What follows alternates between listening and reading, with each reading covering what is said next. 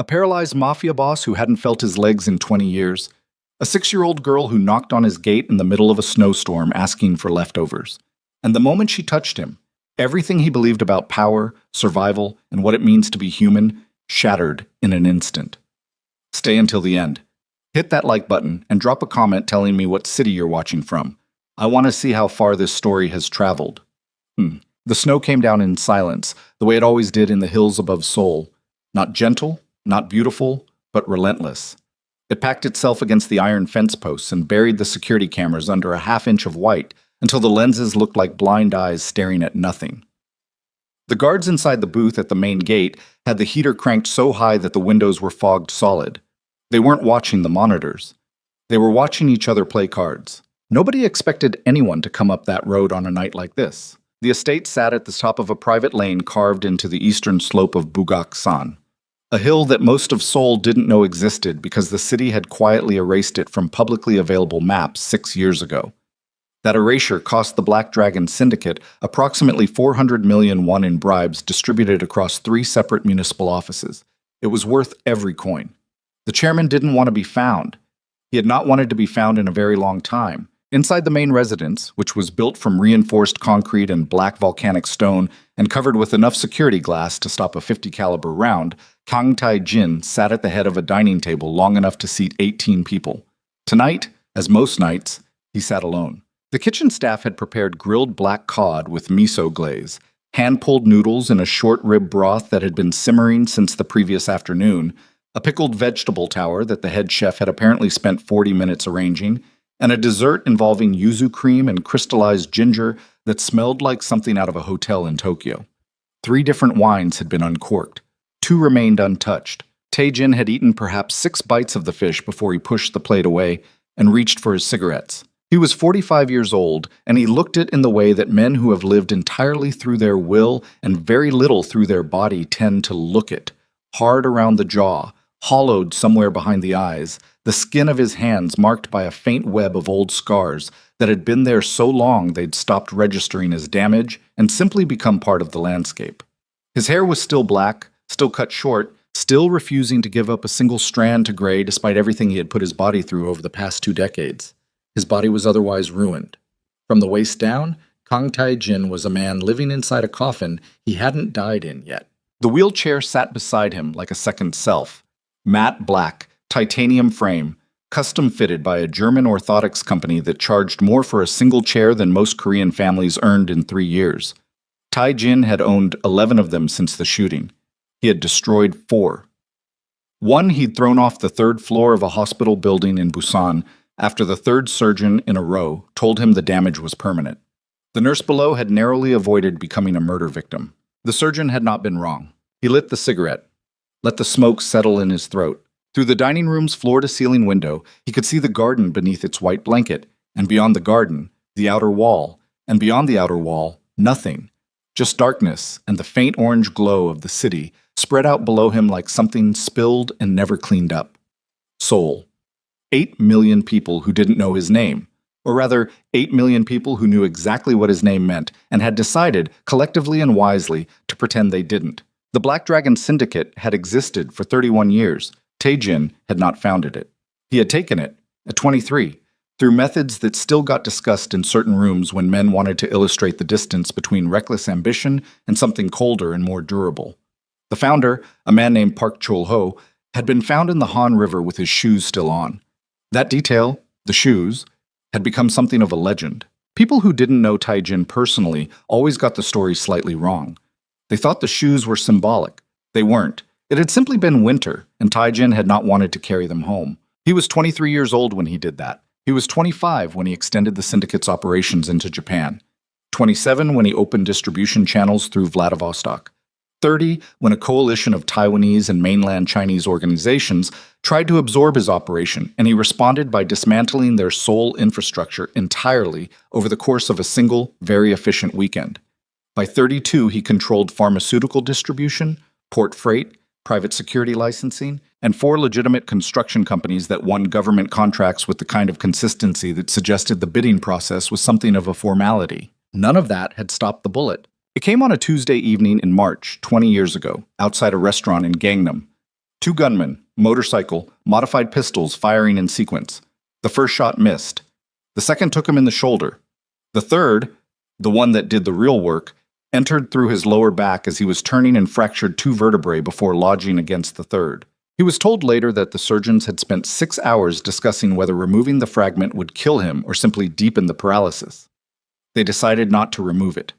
He spent 4 months in a private medical facility in Switzerland under an assumed name and came home in the wheelchair and had been in it ever since. His wife, Shin Ji-won, had visited him in Switzerland twice. The second visit had been to tell him she was leaving. She'd brought her lawyer. Taejin had not responded to either the announcement or the lawyer. He'd simply looked out the window at the Alps until they left. He heard later through intermediaries that she had remarried. A man in the shipping industry, legitimate, Busan family, 3 children eventually. He did not wish her harm. He did not wish her anything. She had made a reasonable decision, and he respected reasonable decisions. That was 20 years ago. Since then, he had survived 2 more assassination attempts, a governmental investigation that lasted 14 months before quietly collapsing, the deaths of 4 of his longest-serving lieutenants, and the gradual defection of 3 organizations that had once paid tribute to the syndicate and had calculated, apparently, that a man in a wheelchair was an acceptable risk to bet against. 2 of those organizations no longer existed.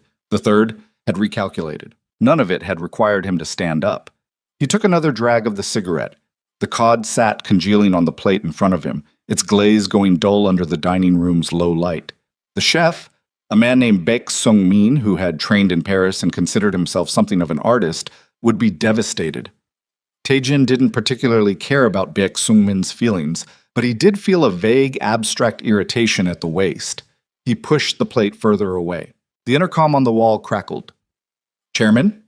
It was Ryu Dong-hyun, his head of security, a man built like a shipping container and approximately as expressive.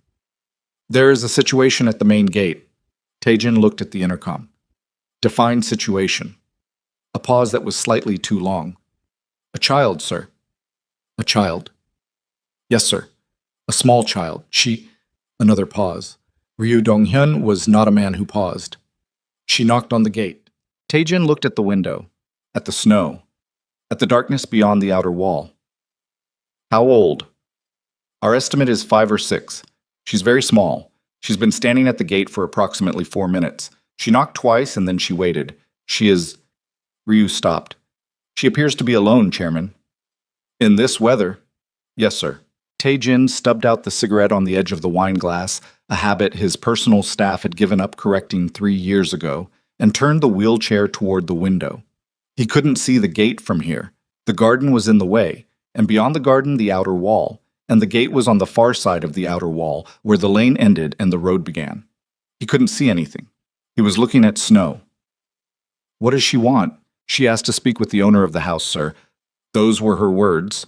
Owner of the house. She said she had a— He could hear Ryu choosing words with the kind of care a man uses when he suspects the words will not land well.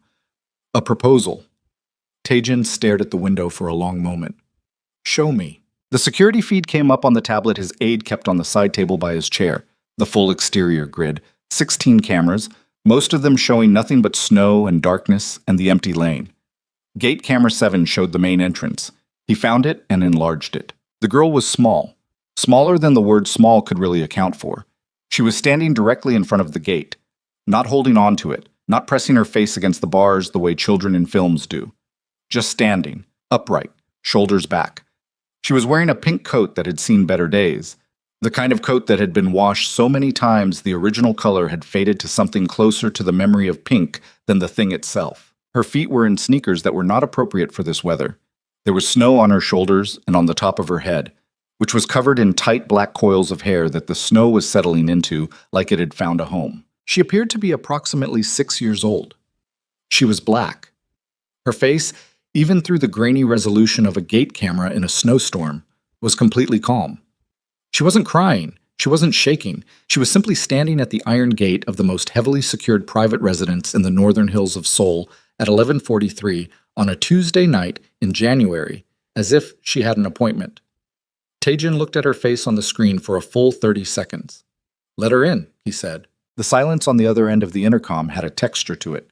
"Chairman, bring her inside the outer gate. Keep her in the guardhouse. Do not touch her. I want Yoon here in 20 minutes. Dr. Yoon So-hyun, his personal physician. Call her now. Yes, sir. He put the tablet down and reached for another cigarette, and then stopped, the cigarette between his fingers, and looked at the blank screen of the darkened tablet where the girl's face had been. A proposal, Ryu had said.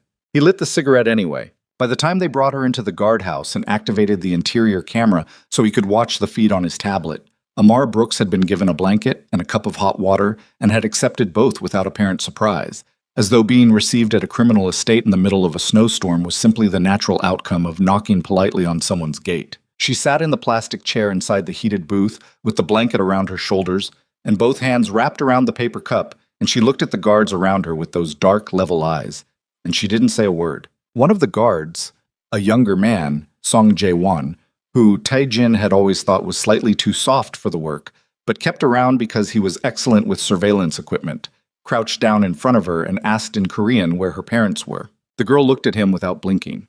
My mom is working, she said, in English. Her English had the flat, slightly tilted quality of someone learning to talk in a second city. Not quite American, not quite anything else yet. She works at 3 places on Tuesday. It's very late, Song said, switching to halting English. And it's snowing.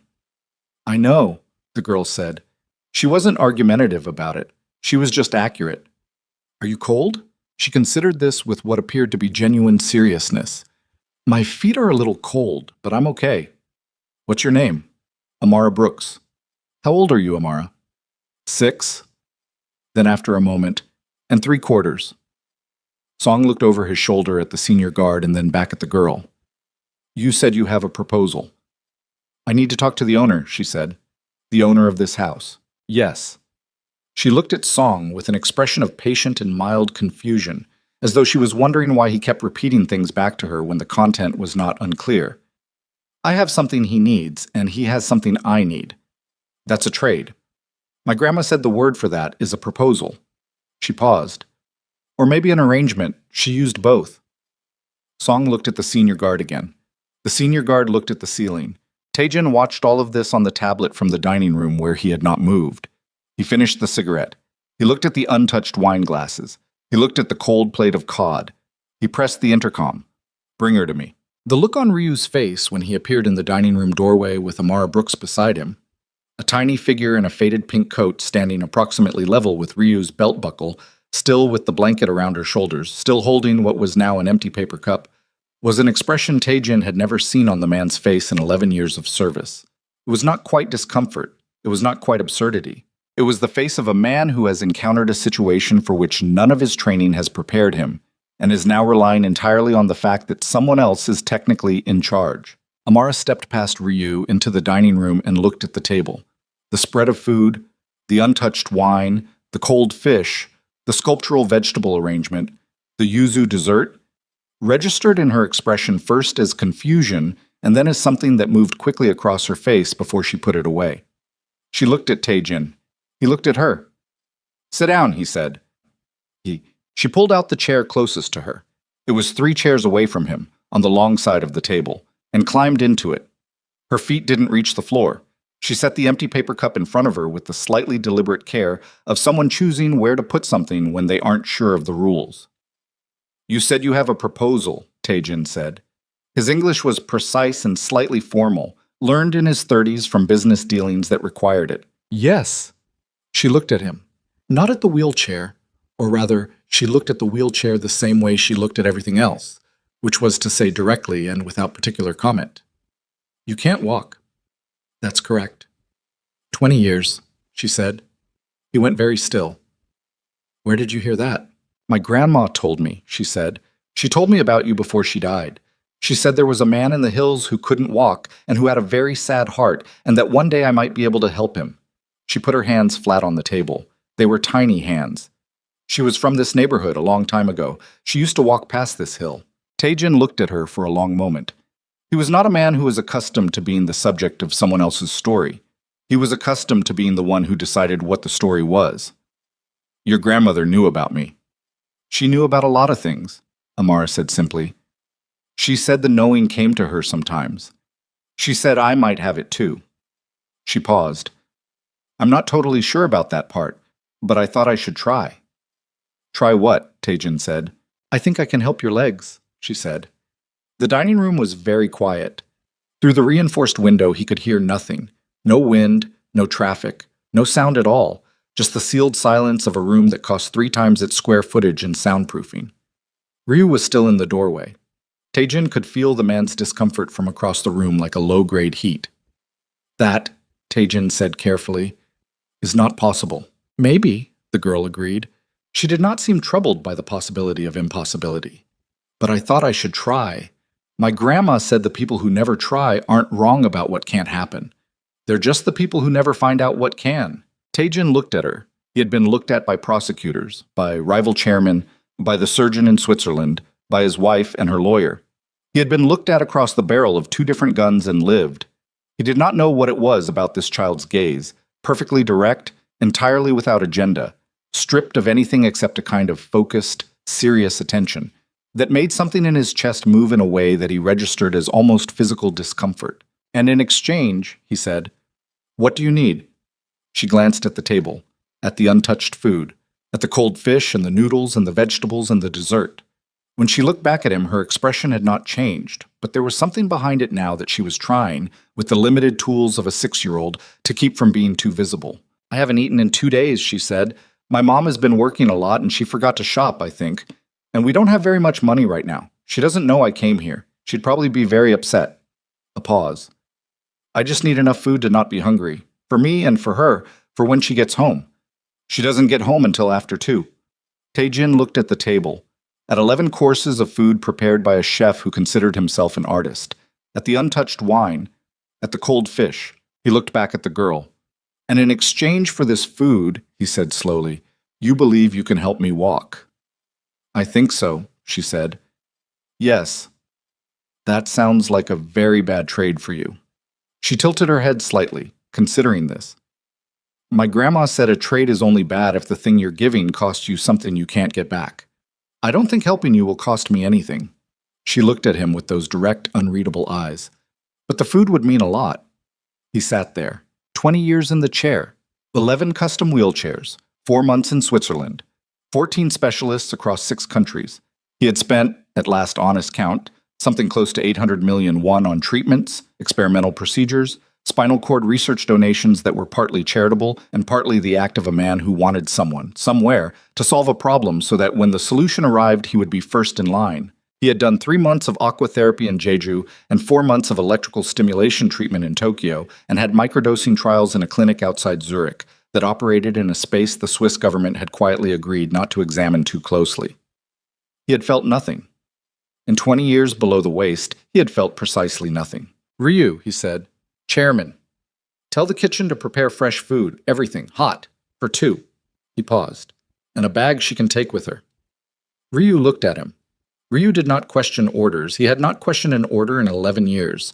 But for approximately 2 seconds, he looked at his employer with an expression of deeply controlled bewilderment before he said, "Yes, sir," and left the room. Taejin looked back at Amara. "Eat first," he said. "You said 2 days." "Yes. Then you try your proposal." He reached for another cigarette and stopped himself, for the first time in a very long time, without deciding to stop. He just stopped. "You understand that this will almost certainly not work." "I understand that you think that," she said politely. Despite himself, despite everything, the corner of his mouth moved. It was not quite a smile. It was the muscular memory of something that had been a smile once and was now mostly just a reflex. The kitchen staff, when the order came through, produced a fresh dinner in under 20 minutes, with the controlled panic of people who understood that their employers' moods were not something to interpret, and that if the chairman wanted dinner remade at midnight, they would remake dinner at midnight without discussion. Baek Sung-min himself appeared briefly in the doorway to the dining room to assess the situation and retreated without making eye contact. Amara Brooks ate with the focused, unself-conscious hunger of someone who is not performing hunger but simply experiencing it. She ate the noodle broth first, both hands on the bowl, and then the fish, and then the vegetables, and then most of the dessert. She ate without speaking. Taejin sat across the table from her and smoked 1 cigarette and watched. And what he watched was not the eating itself, but the quality of her attention. the way she was fully present in the act, the way nothing distracted her from it, the way she did not look around the room calculating its contents or assessing the man sitting across from her. She was simply eating. When she was finished, she placed her chopsticks carefully at the edge of the plate and looked up at him. "Thank you," she said. "You're welcome," he said. Words that came from some earlier version of himself, from before the chair, from the years when courtesy had occasionally been useful as currency. "Are you ready?" "Yes?" She got down from the chair, walked around the table toward him. Her sneakers, still damp from the snow, he noticed, left faint wet prints on the stone floor. She stopped in front of the wheelchair, looked at his legs. "Can I?" She extended both hands slightly, palms up. The question was clear. He looked at her hands. Then he looked at his legs, which were covered by the dark fabric of his trousers, which he wore not because he needed them for warmth — the estate was heated to a precise 22 degrees — but because he had learned a long time ago that people's faces when they saw the atrophy were something he preferred not to deal with on a regular basis. "Go ahead," he said. She placed both hands on his knees, lightly. The weight of her hands was almost nothing, a pressure he registered more as warmth than as weight, the ambient heat of a small body conducting itself through his trousers. He felt nothing.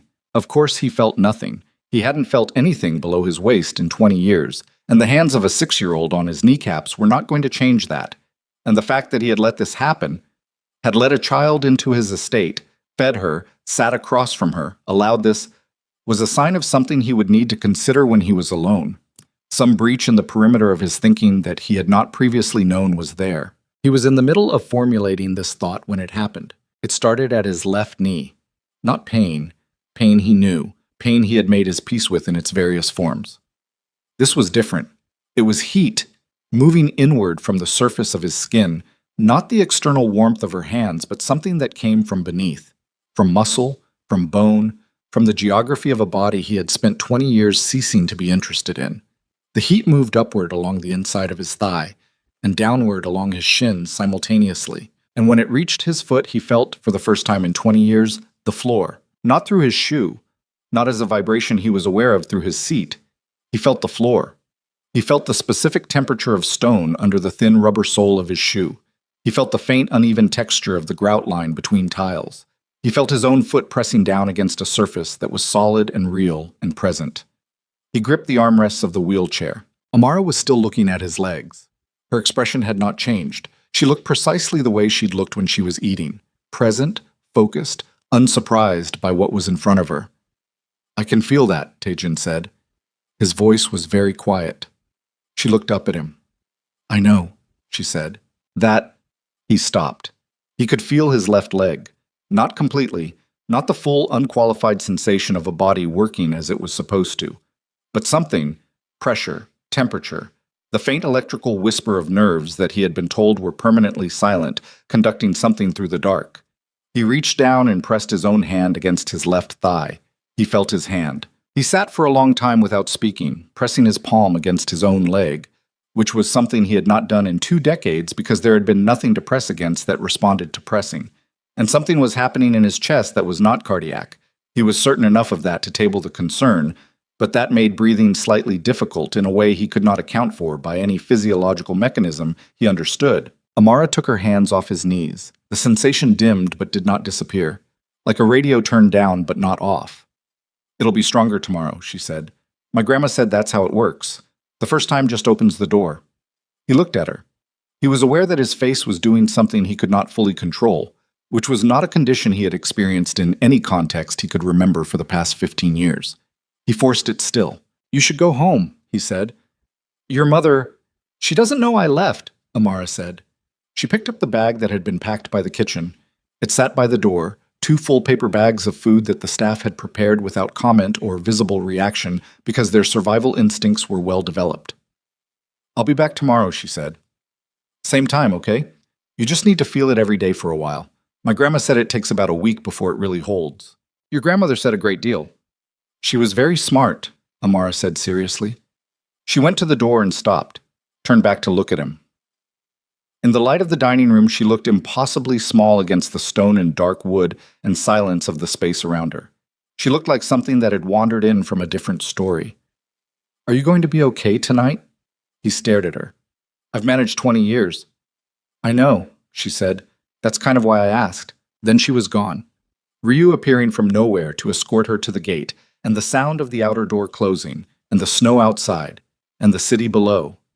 And Tai-Jin sitting alone in the dining room with both hands on his own legs, pressing down, feeling the specific and undeniable warmth of his own blood moving through flesh that had been dead to him since he was 25 years old. He sat there for a very long time. He did not sleep that night. Not at all. Not the fractured pharmaceutical-assisted few hours he usually managed. Not anything. He sat in the dark in the main living room with the lights off and Soul spread out below him and his hands on his knees, cycling through the sensation every 20 minutes to check if it was still there, if it had been a dream. If the whole evening had been some elaborate psychological event produced by a brain finally deciding to manufacture sensations that the body could no longer deliver. It was still there. Dimmer than it had been when she was touching him, but present. At 3 a.m, he called Dr. Yoon Seo-hyun, who answered because she always answered, because she had been his physician for 9 years, and her relationship with normal sleeping hours was something that had been negotiated away one midnight emergency at a time. I need you here at 7, he said. A pause. Are you? I'm not hurt, he said. I need you to run the standard neurological assessment, all of it. Another pause, shorter. Dr. Yoon was excellent at her job, which included knowing when to ask questions and when not to. 7, she said. I'll bring the portable. He hung up, sat in the dark, pressed his palm against his left knee and felt again the answering warmth. Amara Brooks, 6 3/4, had eaten his food and offered him something that 11 specialists and 800 million won had been unable to provide, and had then collected 2 paper bags of groceries and walked back out into the snow as though the whole transaction had been perfectly ordinary. She had not asked for payment. She had not asked for anything beyond the food, which she had been owed the moment she sat down at his table hungry and 2 days empty. She had not been afraid of him. Not his name, not his estate, not the guards, not his face, not the chair. He could not remember the last time someone had not been afraid of him. At 6:57 in the morning, 13 minutes before Dr. Yoon arrived, Ryu entered the room to deliver the daily security briefing and stopped in the doorway. Tae-jin was at the window, standing, upright, both hands gripping the window frame, white-knuckled, legs shaking so badly that the fabric of his trousers was trembling visibly. His jaw was set. His face was gray with effort and pain.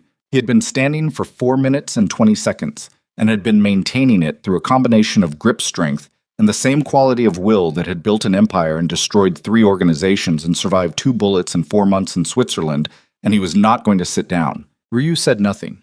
He stood in the doorway.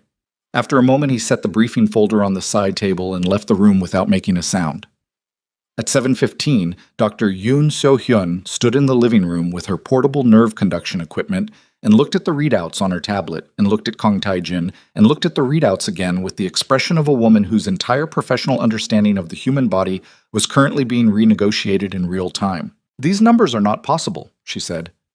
And yet, he said, the L3 and L4 are Tai-jin. These pathways have been clinically dormant for 20 years. I have the original Swiss reports. I have every scan we've done for the past 9 years. These pathways were not conducting. She looked at the tablet. They are conducting. He was sitting in his wheelchair now. He had sat back down when Yoon arrived, partly because the standing had taken everything he had, and partly because he did not want her professional composure further disrupted. She needed to be clear. I know, he said. What happened? He looked at the window, at the gray morning light on the garden below. There was still snow on the grass, but the path to the gate had been cleared. His staff had salted it at first light, as they always did, and he could see, if he looked carefully, the small wet footprints that the morning's salting had not quite managed to erase before it refroze. Small, child-sized, leading to the gate. I had a visitor last night, he said. Whatever was coming next, neither of them knew yet that by that same evening, by the time the sun went down on Seoul and the city's news cycle completed its first rotation, the footprints would be irrelevant because the street below the estate would be impassable. That the story would have moved faster than either of them could track. That Amara Brooks' name, which Tae-jin had not yet released to anyone, which existed only inside the security logs of the estate, would somehow be everywhere. That the crowds would come before the girl did, and the rival organizations would come with them, and that the brief and fragile window of whatever this was Whatever had happened between an old criminal and a hungry child in a dining room at midnight was already closing faster than either of them knew how to stop. He could feel his legs. That was all he had for now. The rest was coming, and it was coming in force, and neither of them were ready for it. The news broke at 9:47 in the morning, and by 10:15 the first satellite van had parked at the bottom of the private lane. Tae-jin knew because Ryu told him, and Ryu told him in the flat, precise way he delivered all information that he considered structurally threatening. Standing in the doorway, both hands at his sides, zero inflection, the words arranged in the order they needed to be in, and not one word beyond that. One van, KBS affiliate, camera crew of 3. They had not attempted to enter the lane. They were simply there. How? Tae-jin said. We don't know yet. Someone on the staff. Possibly, or the girl was seen arriving last night. The gate camera angle there's a sightline from the public road if you know where to look. Ryu paused. We're reviewing the logs. Tae-jin was at his desk in the study, the room he actually worked from, as opposed to the formal office which existed for meetings with people he needed to impress with the idea of formality. The study was smaller, darker, stacked with folders and encrypted hard drives and 2 laptops running simultaneously, and it smelled like cigarettes and the specific dust of a room where a man has spent too many hours alone making decisions that affected people who would never know his name. Dr. Yoon was still in the house. She was in the medical room down the hall, reviewing her scans for the 3rd time, and every 30 minutes or so she appeared in the study doorway to say something like, "The L4 response is holding," or "I've never seen baseline recovery this fast," or simply to stand there looking at the readouts on her tablet with the expression of someone who has spent 20 years building a professional architecture of certainty and is now watching large sections of it slide into the ocean. One van, Tae-jin said. Call Minister Bae. Tell him the lane is private property and any media presence within 200 meters is a trespass issue. Yes, sir. Ryu didn't move, which meant there was more. What? The KBS crew is not the concern, Ryu said. He reached into the folder under his arm and produced a single photograph. Printed, not digital, which meant it had come through their secure courier network rather than any channel that could be remotely accessed. He set it on the desk. This came in from our Mappo contact 40 minutes ago. It was taken at 5 this morning. Tae-jin looked at this photograph. It was grainy, shot on a long lens in poor light, but the subject was identifiable. A black SUV parked in the alley behind the convenience store on Bugak-san-gil, 2 blocks from the estate's service entrance. The plates were blurred, but the vehicle profile was recognizable to anyone who had spent years cataloging the operational preferences of Seoul's organized families. It was a Hwang vehicle, Hwang Sung-do's People, the Tiger Claw organization which operated out of Mappo and Yeongdongpo and had spent the last 4 years positioning itself as the primary challenger to Black Dragon's port freight contracts. One car, Tae-jin said. That we photographed. He looked at Ryu. How many do you think? Reconnaissance in a situation like this, Ryu chose his words. They'd want at minimum 3 points of observation. One at the service entrance, one on the main road approach, one static, probably elevated, watching the front of the estate. He paused. Hwang moves carefully. He wouldn't send just surveillance if he was serious. He'd want eyes on the target first. The target, Tae-jin said. You mean the child? Yes, sir. He looked at the photograph for another moment.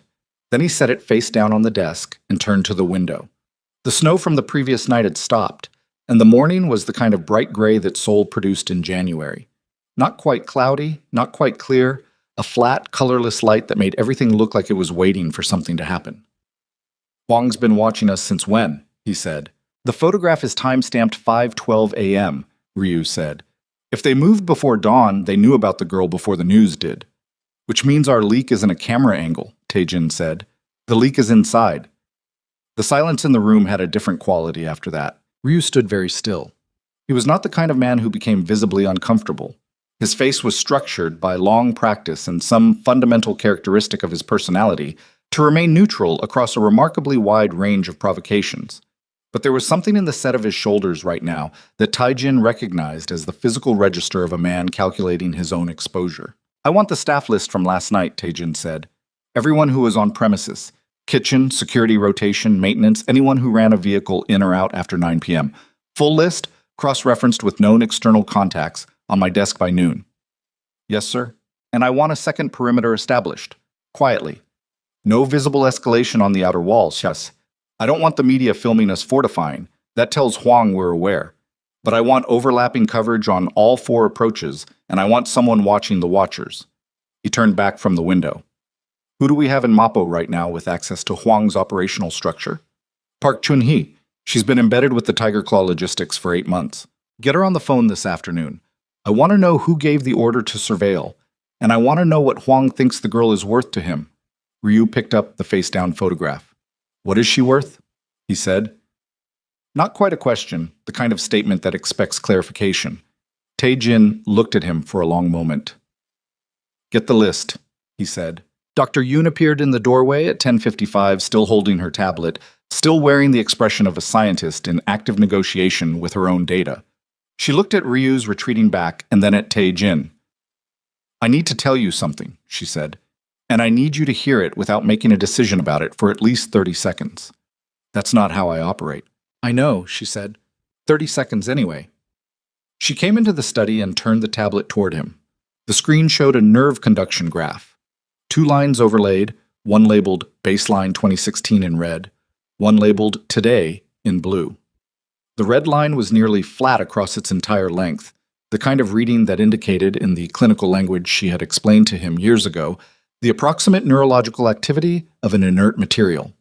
The blue line moved, not dramatically, not the clean peaks of a fully functioning nervous system, but it moved in a pattern that showed response, that showed signal traveling from origin point to terminus and completing the journey. The L3 through L5 pathways, she said, all 3 showing active conduction. This is not residual stimulation from whatever happened last night. This is sustained. It's been 6 hours, and the readings have not degraded. He looked at the graph. What does that mean? It means, she said carefully, that something has changed in your spinal cord that should not have been able to change based on everything I know about spinal cord injury recovery. She put the tablet down. I've spent the last 2 hours pulling literature. There are documented cases, extremely rare, poorly understood, of partial spontaneous recovery in incomplete spinal cord injuries occurring years after initial trauma. The mechanism is not fully understood. There are theories about dormant axonal pathways, about neuroplasticity operating on much longer timescales than we previously believed. She looked at him. Your injury was classified as incomplete. There was always a technical possibility. Yoon? Yes. Is this the child? She held his gaze. I cannot tell you that a 6-year-old touching your knees restored neurological function that 3 Swiss specialists and 9 years of my care could not produce. She stopped. I also cannot tell you that the timing is coincidental. Those are the same statement. Yes, she said. I know. He looked at the graph, the blue line moving across the screen, doing what it was not supposed to be able to do. She's coming back tonight, he said. I know. Yoon picked up her tablet. I want to be here when she does. I want to run a baseline on her before she touches you again, with your permission. She's 6. I'm aware. Non-invasive only. Observation. I want to see what her own readings look like. Baseline heart rate, galvanic response, any measurable biological change in her during the process. She paused. If something is happening here that has a mechanism, I want to find it. And if it doesn't have a mechanism, she stopped again. Then what? He said. She looked out the window at the flat gray morning. Then I'll need a few more days to rearrange how I think about things, she said. By noon, there were 4 satellite vans. By 2 in the afternoon, the count was 11, and they had been joined by a crowd that Ryu's exterior team estimated at somewhere between 200 and 300 people. A mix of journalists, curiosity seekers, and a growing cluster of individuals who had clearly not come for the spectacle. Families, people in wheelchairs, people being helped out of vehicles by relatives, moving slowly, carefully, with the deliberate movement of bodies that require deliberateness. A woman on crutches who stood at the edge of the crowd with both hands wrapped around the metal grips, and her eyes fixed on the estate gates with an expression that Tae-jin's exterior camera captured clearly enough that he could read it from across the distance. He looked at that face on the monitor for a long time. He didn't know how the story had reached them so quickly. The leak, whoever it was, had apparently not simply tipped off a news affiliate. They had given someone enough detail for the story to travel, which meant the leak was not casual. It was not an employee who mentioned something to a neighbor. Someone had deliberately released the information, in enough detail, to enough channels, to ensure that by mid-afternoon the crowd outside the estate numbered in the hundreds and was growing. Ryu came back with the staff list at 12:40. Taejin went through it name by name, cross-referencing what he knew, which was a great deal, against what he could establish through the secure network, which was more. By 2 o'clock, he had 3 names that merited further scrutiny. By 3 o'clock, he had 1. Kim Yong-soo. Kitchen staff, 4 years with the estate, no prior incident flags. His external contact log showed a call made at 7:42 that morning, 14 minutes after the kitchen finished preparing the to-go bags for Amara, to a number that traced back to a prepaid device, location pinged at the time of the call to a block in Mapo district, Hwang's territory. Taejin sat with that for a moment. Then he called Ryu. "Kim Yong-soo," he said, quietly, "today." "Yes, sir." "I want to know what he was paid and by whom, and what exactly he said." He paused. "He does not leave the estate until I speak with him personally." "Understood." It was at 3:27, while Taejin was reviewing the morning syndicate operational reports with the focused, mechanical attention he applied to them every day, regardless of what else was happening. The discipline of routine being one of the things he credited privately with keeping him sane through the years in the chair, that the exterior alarm on approach Sector 2 went active, not the full perimeter breach alarm. The sensor that indicated movement in the dead zone between the outer wall and the secondary fence line, the strip of ground that wasn't technically inside the estate, but wasn't public either, a gray area buffer that his security architect had described as an anti-charmant zone, and which was, in theory, covered by pressure plates and motion sensors, and was definitely not somewhere a person could access from the public road without Ryu's team intercepting them. Ryu's voice on the intercom was even, which was how Taejin knew it was serious. "We have 2 individuals in Sector 2, moving toward the eastern utility gate. They've bypassed the road sensor, came over the ridge. Identification. Working on it. The thermal images show both armed. Professional movement. These aren't civilians." A 3-second pause. "Chairman, they're not Hwang's people. The tactical profile is different." "Who?" "I need another 2 minutes." He didn't have 2 minutes. The exterior team was already repositioning. He could see them on the monitors, moving in the practiced, economical way that Ryu trained them to move, converging on Sector 2 without running, without visible alarm, the choreography of professionals who understood that panic was a resource expenditure. The 2 figures in the thermal overlay were moving fast, low, along the eastern wall, and one of them had something in their right hand that the thermal couldn't identify, but the shape of which was not ambiguous. Then his phone rang. Not the estate line. Not the encrypted syndicate channel. His personal number saw the one that existed on fewer than 8 pieces of paper in the world. He looked at the screen. The number was one he recognized. He picked up. "Lee Sang-wook," he said. The voice on the other end was smooth, unhurried, with the particular texture of a man who had spent 30 years ensuring that nothing in his voice ever gave anything away. Lee Sang-wook, 61 years old, chairman of the Eastern Compass Alliance, the oldest and largest criminal organization operating in the Korean Peninsula, with operations extending into 5 countries and a political reach that made the Black Dragon Syndicate look like a neighborhood concern. Lee was not Taejin's enemy. He was not Taejin's ally. He was the kind of figure who existed in a category that precluded both, someone so far above the ordinary architecture of rivalries and alliances that engaging with him required recalibrating every assumption. "Taejin," Lee said, "I hear you have something unusual on your hands. Word travels. At my age, word is the primary currency." A pause.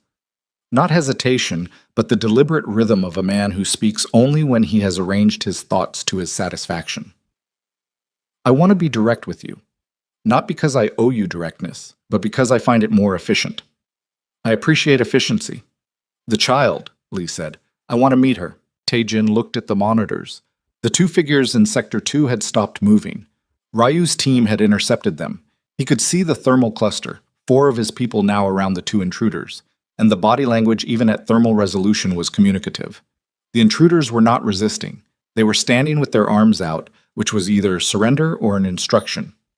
"Those are your people," Taejin said, "on my eastern wall." A slight pause. "They were asked to deliver a letter," Lee said. "I apologize for the approach. Your public access is somewhat complicated at the moment." "A letter." "Expressing my interest in a meeting. I prefer correspondence for initial proposals. It leaves a record that both parties can reference. Another pause. I've been told the girl heals people, Taejin. I've been told she touched you and you stood up. You understand what that represents. She's a child, Taejin said. She is, Lee agreed pleasantly. And a child in your custody is a child under your protection, which means she is also, effectively, an asset whose value accrues to you. I'm offering to discuss terms before that value becomes competitive. The word landed the way Lee intended it to. Competitive. The kind of word that described a situation before it became something that required more specific vocabulary. I'll consider the letter, Taejin said. Of course. Lee's voice was warm, which was the most dangerous thing it could be. And Taejin, the Huang vehicles on your perimeter. You've seen them. I want you to know that's not coordinated with us. Huang moves without consulting his betters. It's a characteristic flaw. A brief pause. We wouldn't be so visible. The line went dead. Taejin set the phone on the desk. He looked at the monitors. Ryu's team was escorting the two Eastern Compass operatives back toward the ridge, which they would cross and then be gone, and somewhere in Seoul, Lee Sang-wook was sitting in a room that no one could locate with certainty and making calculations with the unhurried precision of a man who had never once in his life needed to rush. At 4:15, the crowd outside had reached the threshold, where it was no longer a crowd and had become something with its own internal pressure. Ryu's exterior team reported shoving at the edges. Someone had set up a speaker and was talking into it, amplified, the words unclear on the monitor audio, but the emotional register unmistakable. The particular rising cadence of someone addressing a group that is ready to stop waiting. At 4:49, a family near the front of the crowd, a man pushing a wheelchair with a teenage boy in it, the boy's head angled in the specific way that indicated neurological rather than orthopedic injury, rushed the gate. Not violent, not organized, just the spontaneous movement of a person who had run out of patience. Two of Ryu's exterior guards stepped forward. The man stopped. Then two other people at the front of the crowd moved, and then four more. And then the edge of the crowd compressed forward in that stomach-dropping way that crowds do when they cross the threshold from assembly to pressure. And Ryu's exterior guards were outnumbered before anyone had made a decision about it. Ryu's voice came over the intercom flat and fast. Chairman, I need a directive.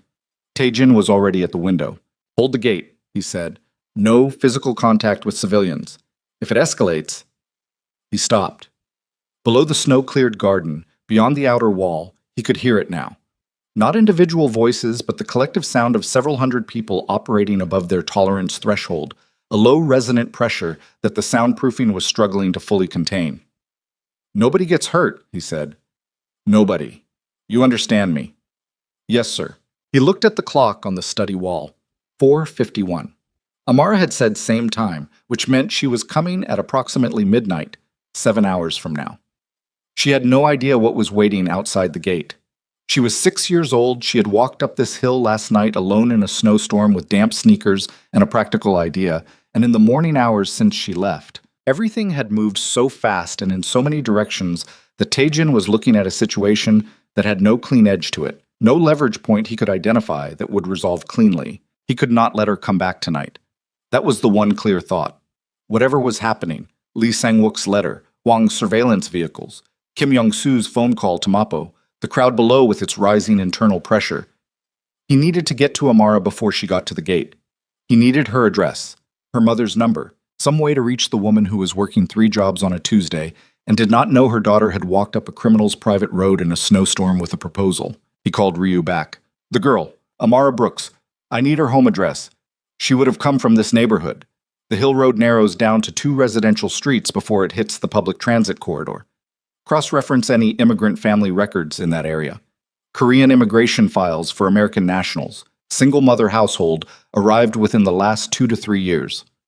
That'll take time, sir. It'll take less time than a 6-year-old appearing at the gate tonight with 800 people watching. He paused. Start now. He hung up. He turned back to the window.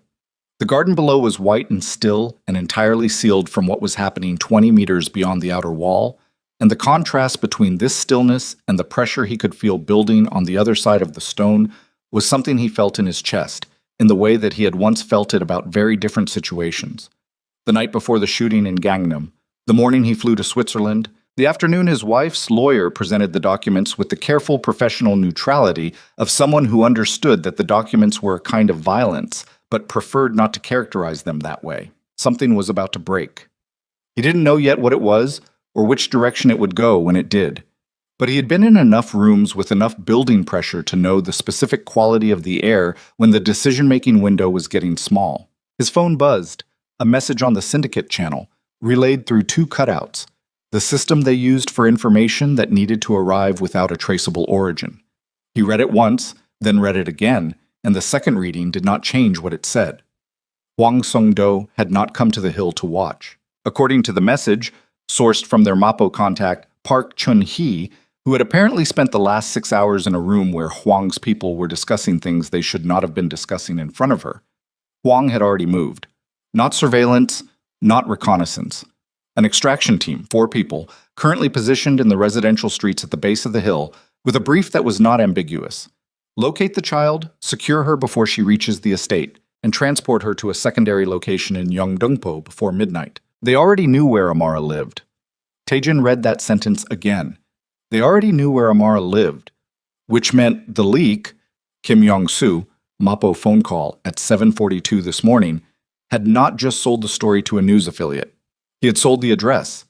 He had given Hwang's people the one piece of information that Taejin himself did not yet have. He pressed the intercom. His voice, when he spoke, was very quiet, which was the register his staff had learned over years to treat as the most serious one. Ryu, cancel the address search. I need every available mobile unit, every driver, every car, on the residential streets at the base of the hill. Now. Tonight. All of them. He paused. The child is coming up that road in approximately 7 hours, and Hwang's extraction team is already in position. Find her first. A pause on the other end. Then, yes, sir. And Ryu. Sir. Kim Yong-soo, he said. Don't wait until I speak with him. I already know what he said. He released the intercom button. Outside, the crowd had gotten louder. Through the window, he could see his exterior guards holding the gate, both hands out, moving slowly, the practiced de-escalation posture Ryu had drilled into all of them. Holding. For now.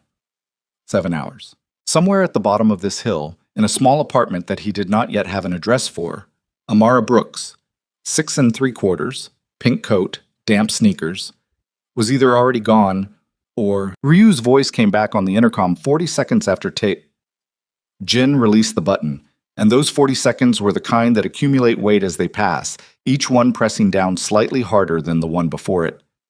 Sir, we have a problem. Tell me. The mobile units. 3 of the 4 vehicles we'd normally deploy are currently in maintenance. The scheduled service rotation was moved up 2 days ago, signed off by a pause, the kind of pause that meant Ryu had already followed the thread to where it ended. By Kim Yong-soo, who handles the staff coordination log on Tuesdays. Taejin sat with that for exactly 1 second. What do we have that moves? 2 vehicles, 1 driver per, and 6 guards I can pull from interior rotation without dropping the estate below minimum coverage. Do it. Get them on the streets now, all 6 residential blocks at the base of the hill. Split them, 2 men per block on foot. I want eyes on every person moving on that road tonight. He paused. Tell them what she looks like. Pink coat, small, black girl, 6 years old. They see her, they do not approach with force. They call in, and they stay with her until I give the next directive. And Hwang's extraction team. 4 people, Taejin said. Armed. If any of my people make contact, I understand. He released the button.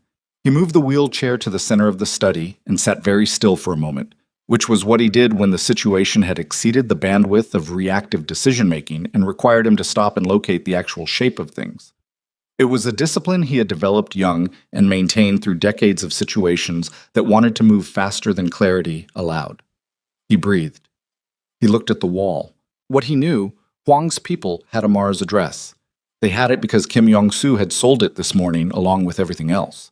They had positioned 4 operatives at the base of the hill before the media had even established a full presence, which meant Hwang had not reacted to the news. He had anticipated it, which meant the briefing Kim gave them at 7:42 this morning had been detailed enough that Hwang's operational team could plan and deploy in under 9 hours. That was not a casual tip-off.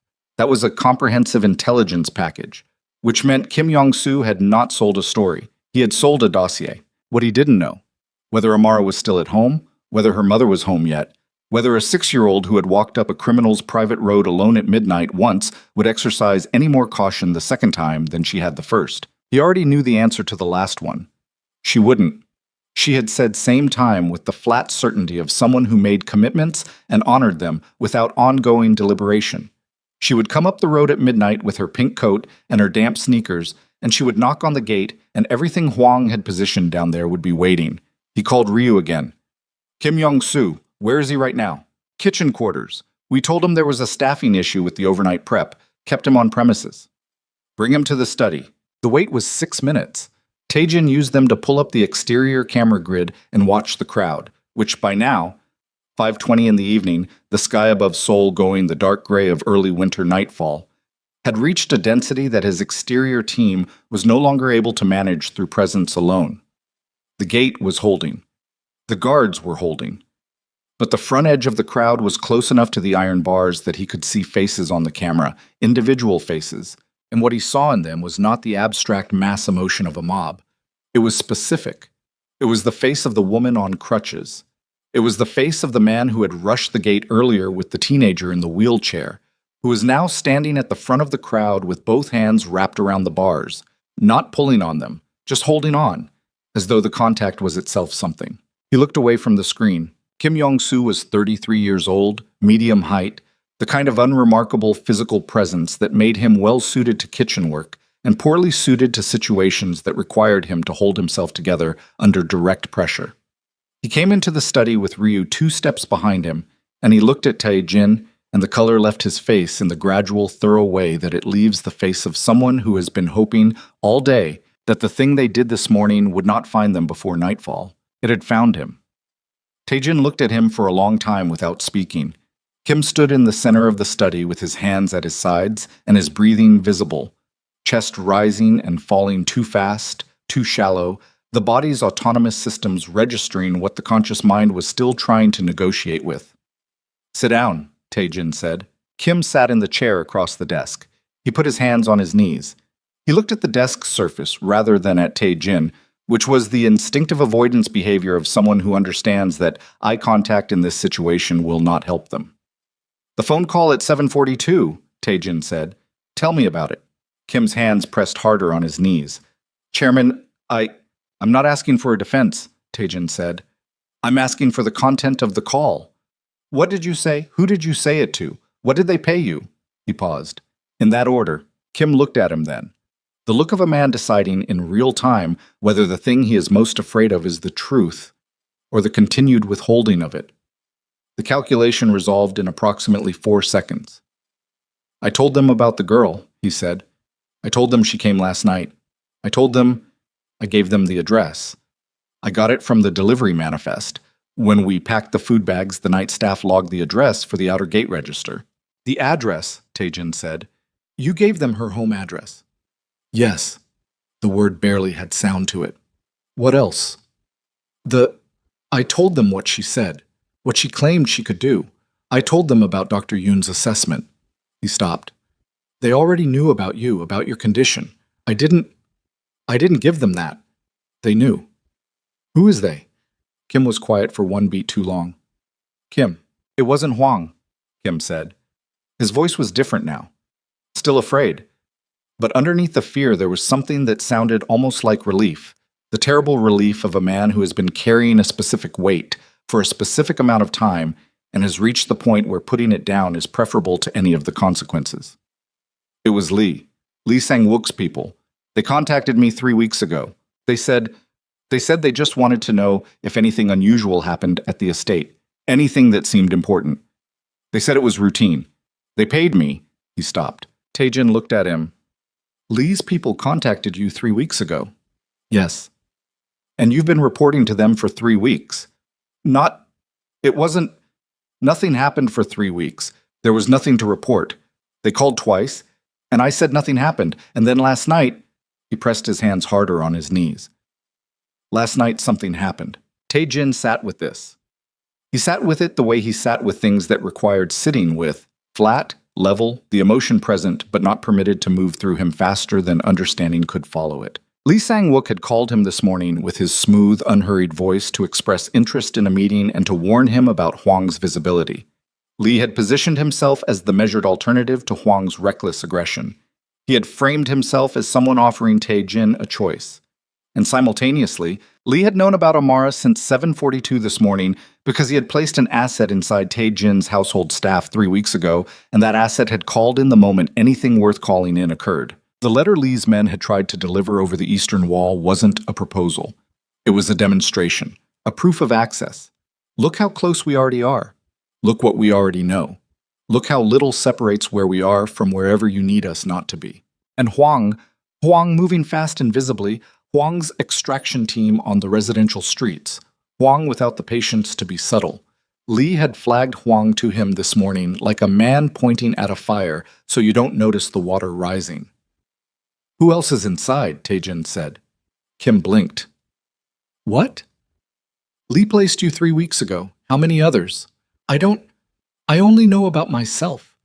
They didn't tell me. They don't share that kind of—" "Ryu," Tae-jin said. Ryu moved from the doorway. Kim's hands came off his knees.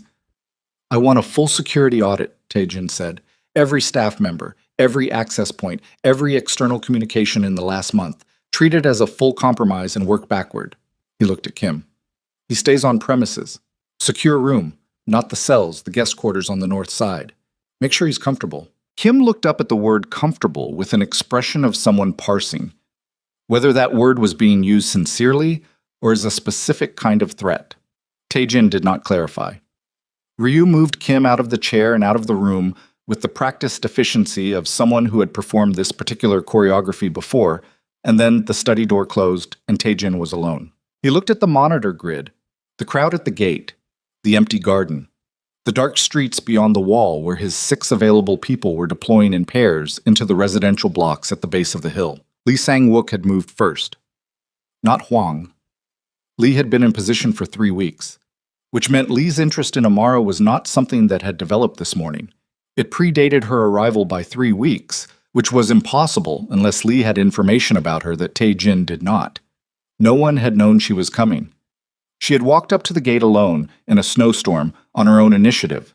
No one could have predicted that, unless someone had known she existed before she knocked. He turned that thought over carefully. Her grandmother, she had said. Her grandmother had told her about a man in the hills who couldn't walk. Her grandmother had been from this neighborhood a long time ago. Her grandmother had known things. Amar had said the knowing came to her sometimes, had said it with the matter-of-fact quality of a child reporting a fact about a family member rather than making a claim about the extraordinary. Lee was 61. He had built his organization over 30 years.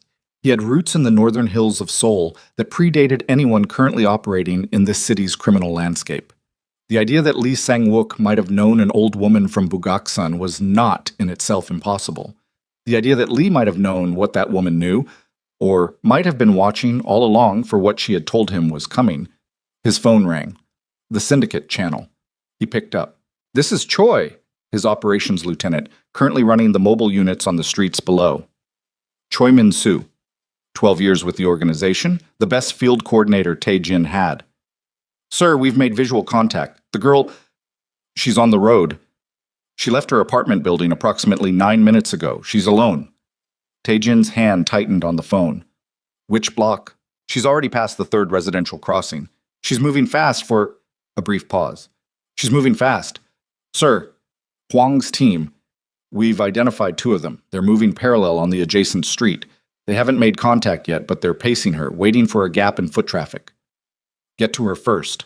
"We're—" A burst of static. "Sir, there's a complication. The crowd from the estate has pushed back down the hill. The lower section of the lane is now blocked by civilians. People who heard the story and started moving toward the hill from the transit corridor. My people are blocked. We cannot get a vehicle through." Tae-jin looked at the monitor. The crowd.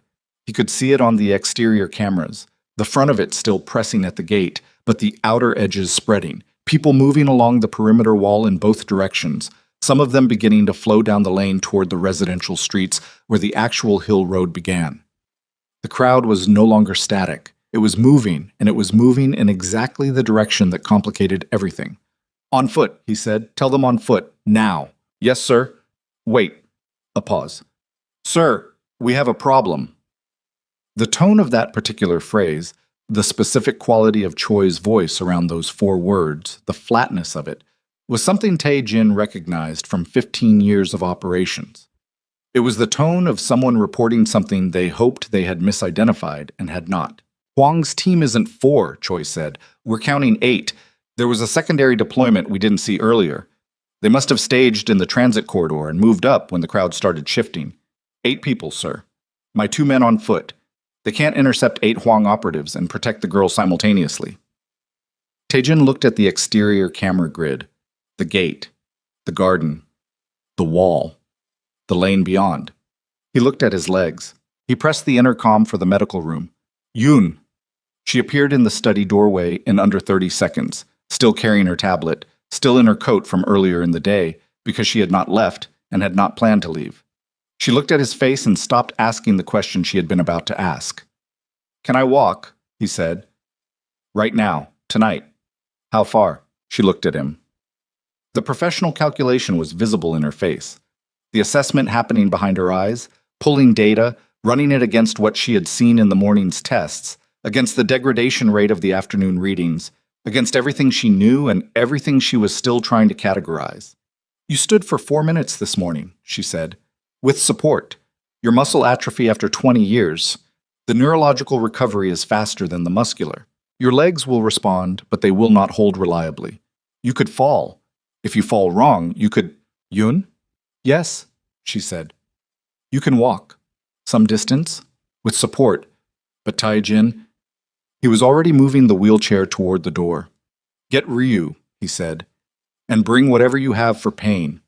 Bring all of it. The next 11 minutes had a quality that he would not be able to fully reconstruct later. Not because they were chaotic, but because they moved in the way that things move when the body is doing something it has not done in 20 years, and the mind is simultaneously trying to coordinate that physical fact with an operational emergency, and there is simply not enough bandwidth for both to be fully experienced in real time. Ryu appeared. Doctor, Yoon administered 2 injections. She told him what they were, and he did not retain the names. He stood in the main corridor of the estate with both hands on Ryu's arm and his teeth set against the specific and comprehensive agony of muscles that had been dormant for 2 decades being asked, right now, immediately, to function. They functioned, badly, shaking, his left leg more responsive than his right dragging slightly, the nerve conduction uneven, the whole enterprise of moving forward requiring a level of deliberate physical attention that he had not applied to walking since he was a toddler. But he moved. Down the corridor, through the main entrance hall, out through the ground floor security door that Ryu coded open and held for him. The cold hit him in the face like a specific and personal insult. The lane, he said.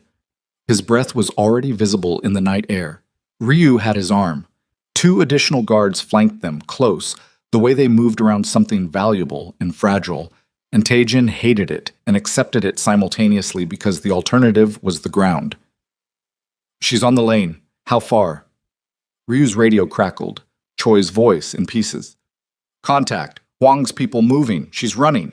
Tae-jin heard that last word, running, and felt something happen in his chest that was not a medical event but operated on similar pathways. She was running. 6 years old, pink coat, running in the dark on a lane she had only walked once before, in a snowstorm, with 8 of Hwang's extraction team converging from the adjacent street and the crowd blocking any vehicle that could help her. He went through the outer gate while Ryu was still talking to him. He felt the cold of the flagstone through his shoes, felt it, actually felt the temperature differential between the heated interior and the January night. And he moved forward into the lane with his hand on Ryu's arm and his jaw set, and the pain doing what pain does when there is no option left but to keep moving through it, which is that it recedes to a frequency below conscious thought and becomes simply the condition of existence. The lane sloped down. That was in his favor. Gravity assisted. He moved faster than he should have, and Ryu kept pace without comment. And behind them, the 2 flanking guards moved in close formation. And ahead of them, the lane curved left where it bent around the outer wall's eastern corner and opened up to the wider residential road below. He heard her before he saw her. Not words. A sound.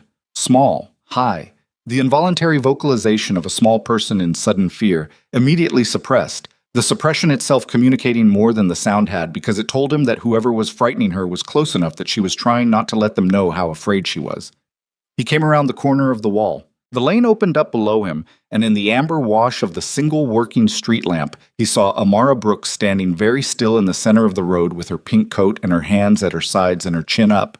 And 3 meters in front of her stood a man in a dark jacket who was holding something in his right hand that caught the light briefly before the man registered the group of people coming around the wall above him and shifted his body to reorient toward the new threat. Behind Amara, 2 more figures were moving in from the side road, the adjacent street where Huang's secondary deployment had staged. Choi's people were somewhere further down the lane, blocked by the crowd, their voices audible on the radio but their bodies not yet visible. The crowd itself was there too. Its outer edges had flowed down this far. Individual people standing at the margins of the scene with the particular frozen quality of bystanders who have stumbled into something that is no longer their category of situation and have not yet decided whether to run. The man with the object in his hand looked at Tae-jin. Tae-jin looked back at him. He was standing in the lane on his own legs, gripping Ryu's arm, breathing hard in the cold, 20 years of atrophy burning through every muscle below his waist, and between him and the girl. There were 3 of Huang's people, and behind the girl there were 2 more, and the crowd was watching, and somewhere behind the crowd there were cameras. And in a room somewhere in this city, Lee Sang-wook was waiting for the outcome. With the patience of a man who had arranged things so that any outcome served him, Tae-jin released Ryu's arm. He took 1 step, then another. Without the support, his right leg dragged, barely clearing the ground, and his left leg shook with the effort of bearing full weight alone for the half-second intervals that walking required. And it was quite possibly the most undignified physical motion he had performed since learning to walk the first time, and he did not stop. "That's my ward," he said. His voice came out level. "You're in the way." The man in the dark jacket looked at the guards behind Tae-jin, looked at the wheelchair that was not there, that had been left inside the estate, because there had been no way to get it down the lane steps.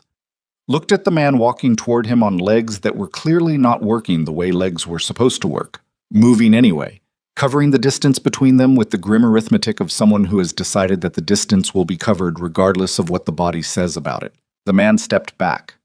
Not far. Enough. Tae-jin reached Amara. He got both hands on her shoulders, not grabbing, just placing. The weight of his hands on her small shoulders, requiring him to bend forward, which altered his center of gravity, which nearly took him down. And he steadied himself with the specific violence of a man who has decided he is not going to fall in front of 8 of Hwang Sung-do's operatives and 200 civilians and whatever cameras were running on those journalists' equipment. Amara looked up at him. Her eyes in the lamplight were completely dry. She had not cried. "I was wondering when you were going to come," she said. He looked down at her. Behind her, the 2 figures from the side street had stopped. Ryu and the 4 guards had fanned out to cover the lane in both directions. On his radio, Choi's voice was reporting that the crowd had parted enough for a vehicle to push through in the next 2 minutes.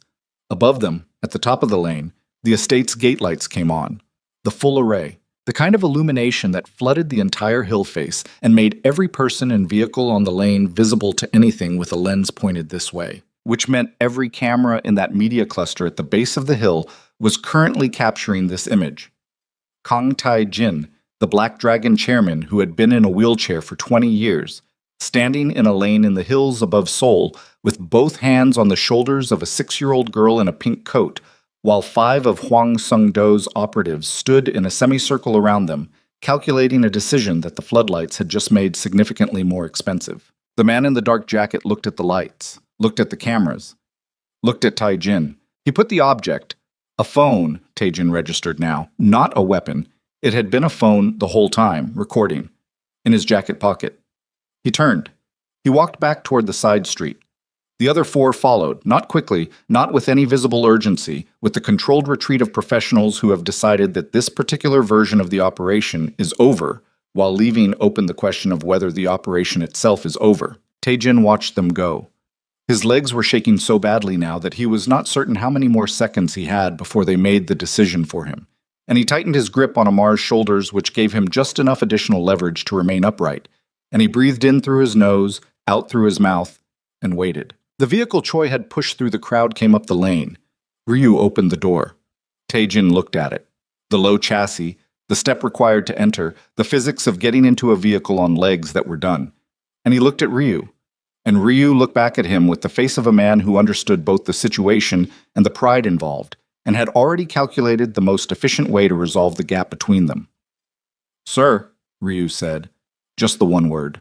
Tae-jin let go of Amara's shoulders. He let Ryu take his arm. He got in the vehicle. It cost him more than the walk had, in a different way, the way that accepting help always costs more than the physical action it enables. And he did not make a sound about it. Amara got in beside him. She sat with her hands in her lap and her feet not touching the floor, and she looked out the window as the vehicle turned and started up the lane toward the estate, and the crowd at the margins of the lane parted around them, and the camera lights found the vehicle and tracked it, and the faces of the people watching from the edges of the road went past the window one by one. "Those men wanted to take you," Tae-jin said. "I know," she said. She was still looking out the window. "They'd been following me since I left my building." She paused. "I kept walking anyway. My grandma said the only way through a scary thing is through it." He looked at the side of her face. "Your grandmother said a great deal of useful things." "She did," Amara agreed. Then she turned to look at him, and her expression had shifted slightly. Still direct, still that unreadable level gaze, but underneath it now something that was either fatigue or its emotional equivalent. "Are you okay?" she said. "Your legs. You were shaking."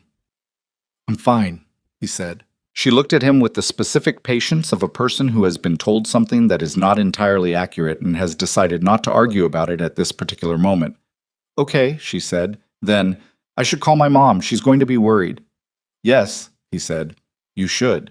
She took a phone, small, old model, a crack across the screen, from her coat pocket and dialed. The car moved up the lane. Outside, the estate's floodlights still ran at full, and below them the crowd shifted and murmured and the cameras recorded what they recorded, and somewhere in the city Lee Sang-wook was receiving a report about what had just happened in the lane, and somewhere in Yeongdongpo Hwang Sung-do was receiving a different report, and Tae-jin sat in the back of the vehicle with his useless shaking legs and listened to a 6-year-old girl tell her mother in careful, even English, that she was fine, that she was safe, that she was with someone who was going to make sure she got home. And he looked out the window at the Seoul night and understood, with the particular clarity that comes to men who have just done something they did not believe their body could do, that tomorrow was going to be worse than today, and that the only meaningful question left was whether he was going to face it on his feet, or sitting down. He chose neither, for the moment. He sat in the back of the moving vehicle with that unfinished thought and let it stay unfinished, because some sentences are more useful incomplete, held in the space between decision and action, where the pressure of them can do their work. Amara finished her call. Put the cracked phone back in her coat pocket. She didn't say anything else for the rest of the drive up the lane, and he didn't ask her to.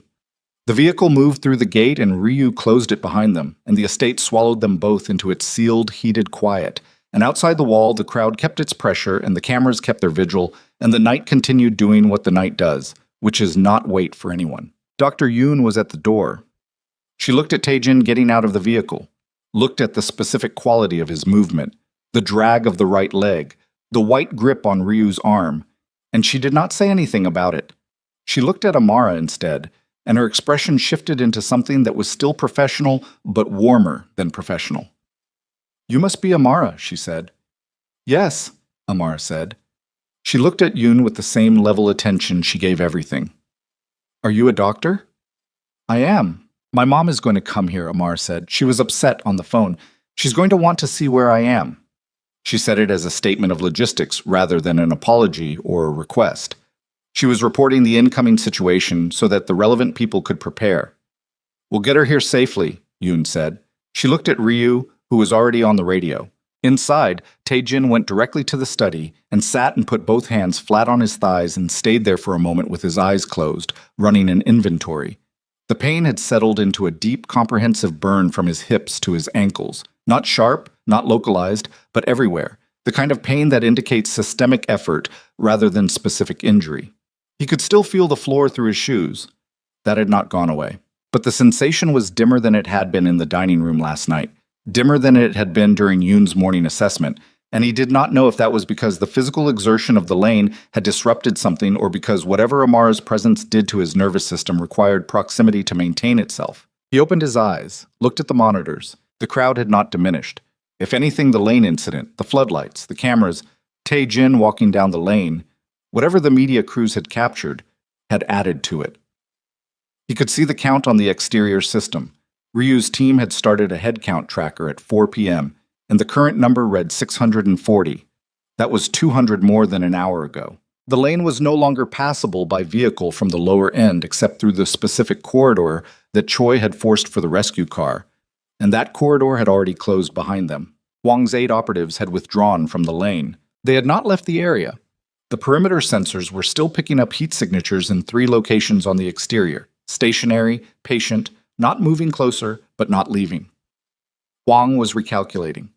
He had lost the initiative when Tae-jin came down the lane and when the floodlights came up and when the cameras captured the withdrawal.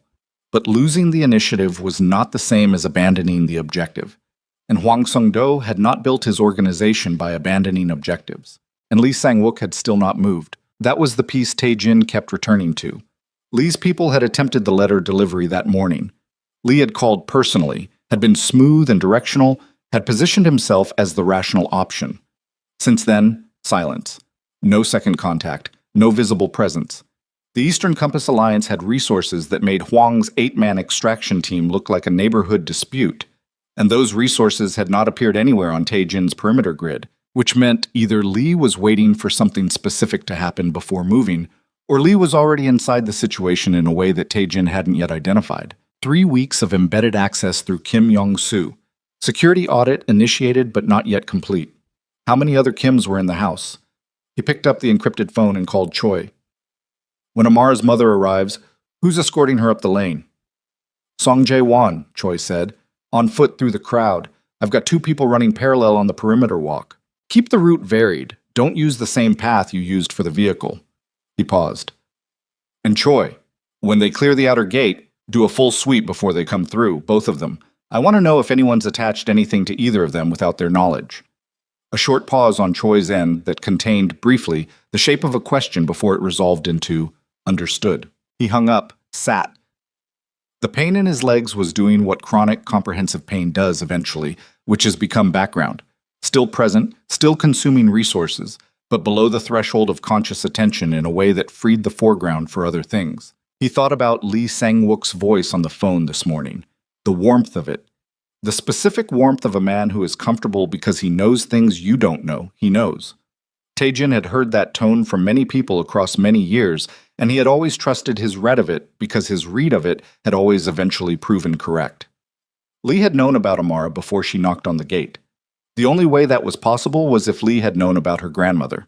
And the only way that meant anything was if whatever the grandmother had told the girl, the man in the hills, the healing, the timing of when she might come, was something Lee had also been told. By the grandmother herself, or by someone who had access to what the grandmother knew. An old woman from this neighborhood, Amara had said, a long time ago. And Lee had operated in these hills for 30 years. He was still building the architecture of that thought when the perimeter alarm went active on Sector 4. The north side. The blind spot between the 2 exterior cameras that his security architect had flagged 18 months ago as a vulnerability requiring additional coverage, and which Tae-jin had signed off on remedying, and which had not yet been remedied because the contractor doing the estate's network upgrade had run 3 months over schedule and nobody had made it a priority. He was on the intercom before Ryu's voice came through. Sector 4. I see it, Ryu said. Movement. More than 2. The thermal is showing. A tight pause. 6 individuals. They came over the North Ridge, same approach as Lee's people this morning, but from a different vector. They're not Eastern Compass. The tactical profile is different. Hwang. Yes, sir, and they're moving fast. This isn't reconnaissance. Tae-jin looked at the Sector 4 camera, which showed the North Garden wall and above it the dark ridge and nothing else because the cameras in that zone were not thermal. He looked at the time. 9:43 p.m. Amara's mother, name unknown to him still, the staff had called her Ms. Brooks. Amara's mother, the woman who worked 3 jobs on Tuesday, was currently being escorted up the lane through 600 people by Song Jae-won and 2 parallel guards. Get Amar to the interior safe room, he said. Now, Yoon goes with her. Yes, sir. And pull everyone from the outer gate except 2. I need bodies on the north garden wall in the next 4 minutes. Everything we have inside. That leaves the gate at minimum. I know. He looked at the monitor, at the crowd pressing the gate, at the 6 heat signatures moving in from the north ridge with the fast, low movement of people who are not here to negotiate. Huang made his calculation, he said. The crowd on the south side keeps our exterior team pinned at the gate. He goes over the north ridge where the camera coverage is thin, and our interior response has nowhere to come from except the gate detail. He looked at the Sector 4 feed. He's right. It's a good plan. The sheet. Ryu said nothing for a beat. We can repel 6 with 4 interior guards if we reach the wall before they clear it. Go, Taejin said, and get Choi on the phone. I need him to push through the crowd from the south lane regardless of the obstruction. Any vehicle, any speed, any damage to the gate structure that's necessary. I need bodies inside this estate in the next 6 minutes. He released the intercom. The study monitors showed him everything and nothing useful simultaneously. He could watch the sectors, but the Sector 4 camera showed him a wall and darkness above it, and not the 6 people coming over the ridge because the thermal array that would have shown him that was 11 meters to the left of its proper mounting position because the contractor had run 3 months over schedule. He stood up from the desk. It was not a fluid motion. It required both hands on the desk surface, both arms taking the weight while the legs found themselves. The right one dragging into position with the grinding uncooperativeness of something that had given a great deal already tonight and was not enthusiastic about being asked for more. He got upright. He stood. He breathed. The corridor outside the study led to the main hall, and from the main hall a secondary corridor ran north to the interior courtyard that abutted the north garden wall. If he was going to be anywhere near what was happening in the next 4 minutes, the north corridor was the direction. He could not fight. He understood this with the clear-eyed practicality of a man who has always known the difference between what he could and could not do. His legs were functioning at perhaps 30% of their pre-injury capacity, and the pain was significant, and he had no weapon, and these were Huang's professionals, not the kind of people who paused to reassess when they saw someone standing in a corridor on shaking legs. But he also could not sit in the study and watch the monitors while his estate was breached, and Huang's people moved through his house toward a room where a 6-year-old girl was sitting with a doctor waiting for her mother. He moved into the corridor. The north wing was quieter than the rest of the house. It was the residential section, the rooms that functioned as staff quarters and storage, less trafficked than the main sections, the kind of architectural space that a security plan leaves slightly under-resourced because the primary threat vectors are the obvious ones. The corridor was long, lit by the recessed lighting that stayed at half power overnight, and at the far end of it Taejin could hear, faintly, the sound of the exterior wall, the specific resonance of stone under physical impact. They were already at the wall. He moved faster. His right leg was not going to cooperate with faster.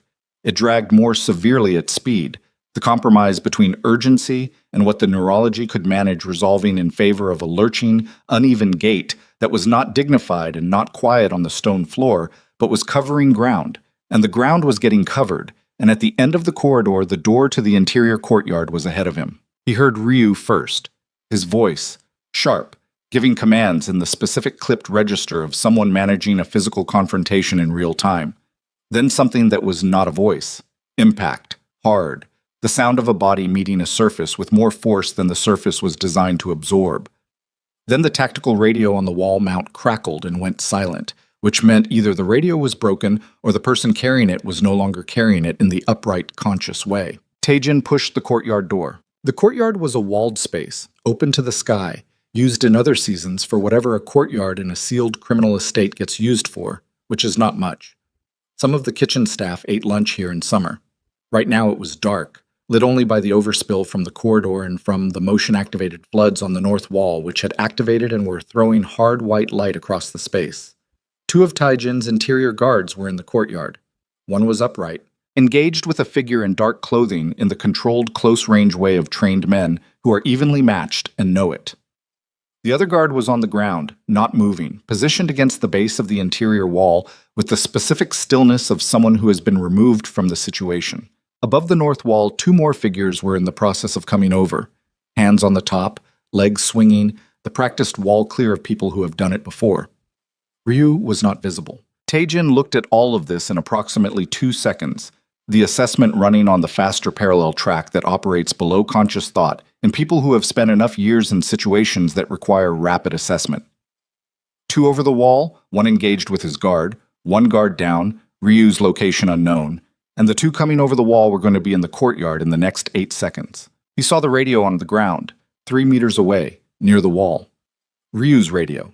He could see the distinctive handle, the black dragon frequency marker on the side. He moved toward it across the courtyard, and the 3 seconds that took were the most exposed 3 seconds of the entire evening because he was in the open, lit by the floods. Moving wrong. The drag of his right leg visible and severe. And the figure in dark clothing who was engaged with his guard looked at him across the courtyard and made the instant calculation that a man moving that way was not a threat. That calculation was not entirely wrong. It was wrong enough. Taejin reached the radio. He got down, not gracefully, not controlled, a controlled collapse to one knee, and picked it up and keyed the broadcast channel.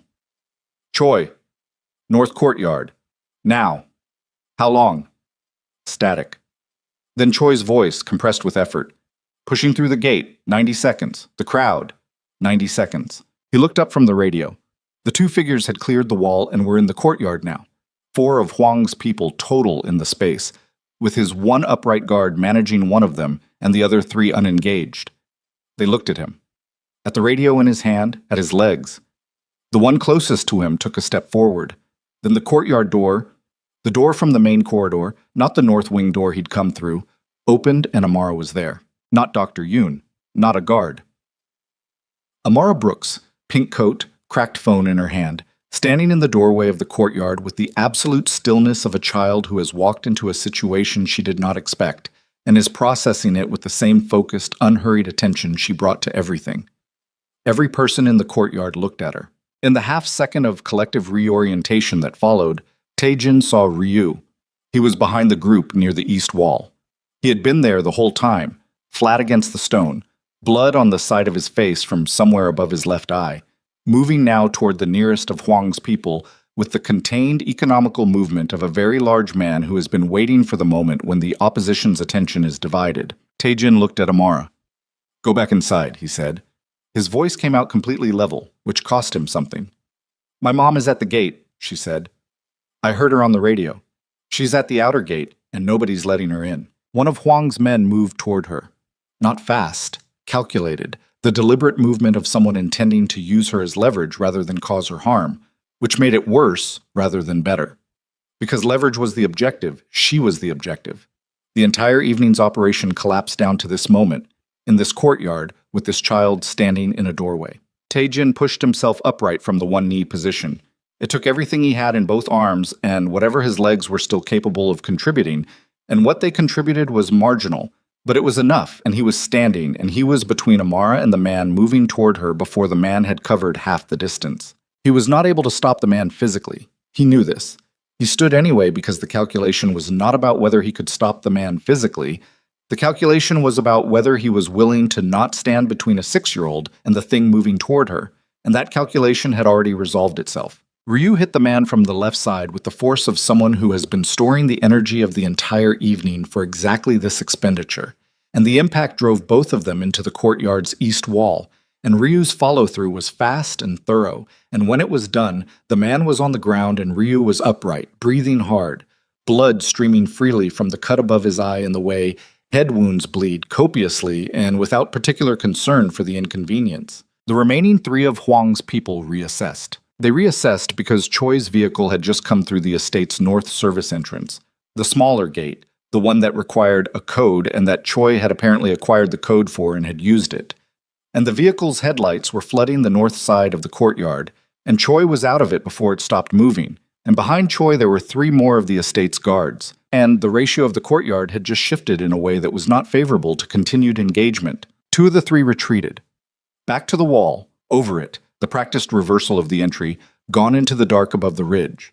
The 3rd stood for a moment in the courtyard with the headlights on him, and then made the same decision and moved to the wall and was gone.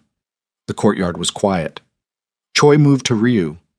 Ryu waved him off with one hand. Not injured beyond the head wound, the wave said, "Leave it," and turned to look at Taejin. Taejin was still standing. He was standing because he had not yet made the decision to stop, and his body had not yet made the decision for him. And for this moment, this particular and very specific moment in the north courtyard of his estate with blood on the flagstones and Ryu's head wound, and Amara behind him in the doorway, these conditions still obtained. "She's at the outer gate," he said. His voice was steady. "Amara's mother. Let her in." "Yes, sir," Choi said. "And get the south gate locked down completely. Nothing moves in or out without my direct authorization. No exceptions."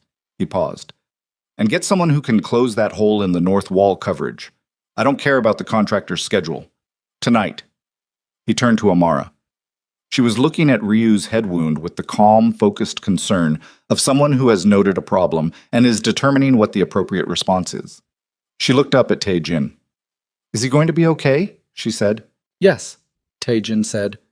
She looked at the man on the ground, conscious, not moving, Choi already crouching beside him with the controlled efficiency of someone securing a situation. She looked back at Tae-jin. "What happens to him?" He looked at her for a moment. Then he looked at the man on the ground, at Choi, who was watching Tae-jin with the patient attentiveness of someone waiting for an instruction. "Secure him," Tae-jin said. "No harm. I want to talk to him when this is done." He looked back at Amara. "We deal with people, not the other way." She held his gaze for a moment, then she nodded, a small, grave nod, the kind that indicates genuine consideration rather than automatic agreement. His legs chose that moment to finish their input on the evening. The right one simply stopped, the nerve signal dropping below the threshold of function without warning, and the left one was not sufficient to hold him alone, and he went down.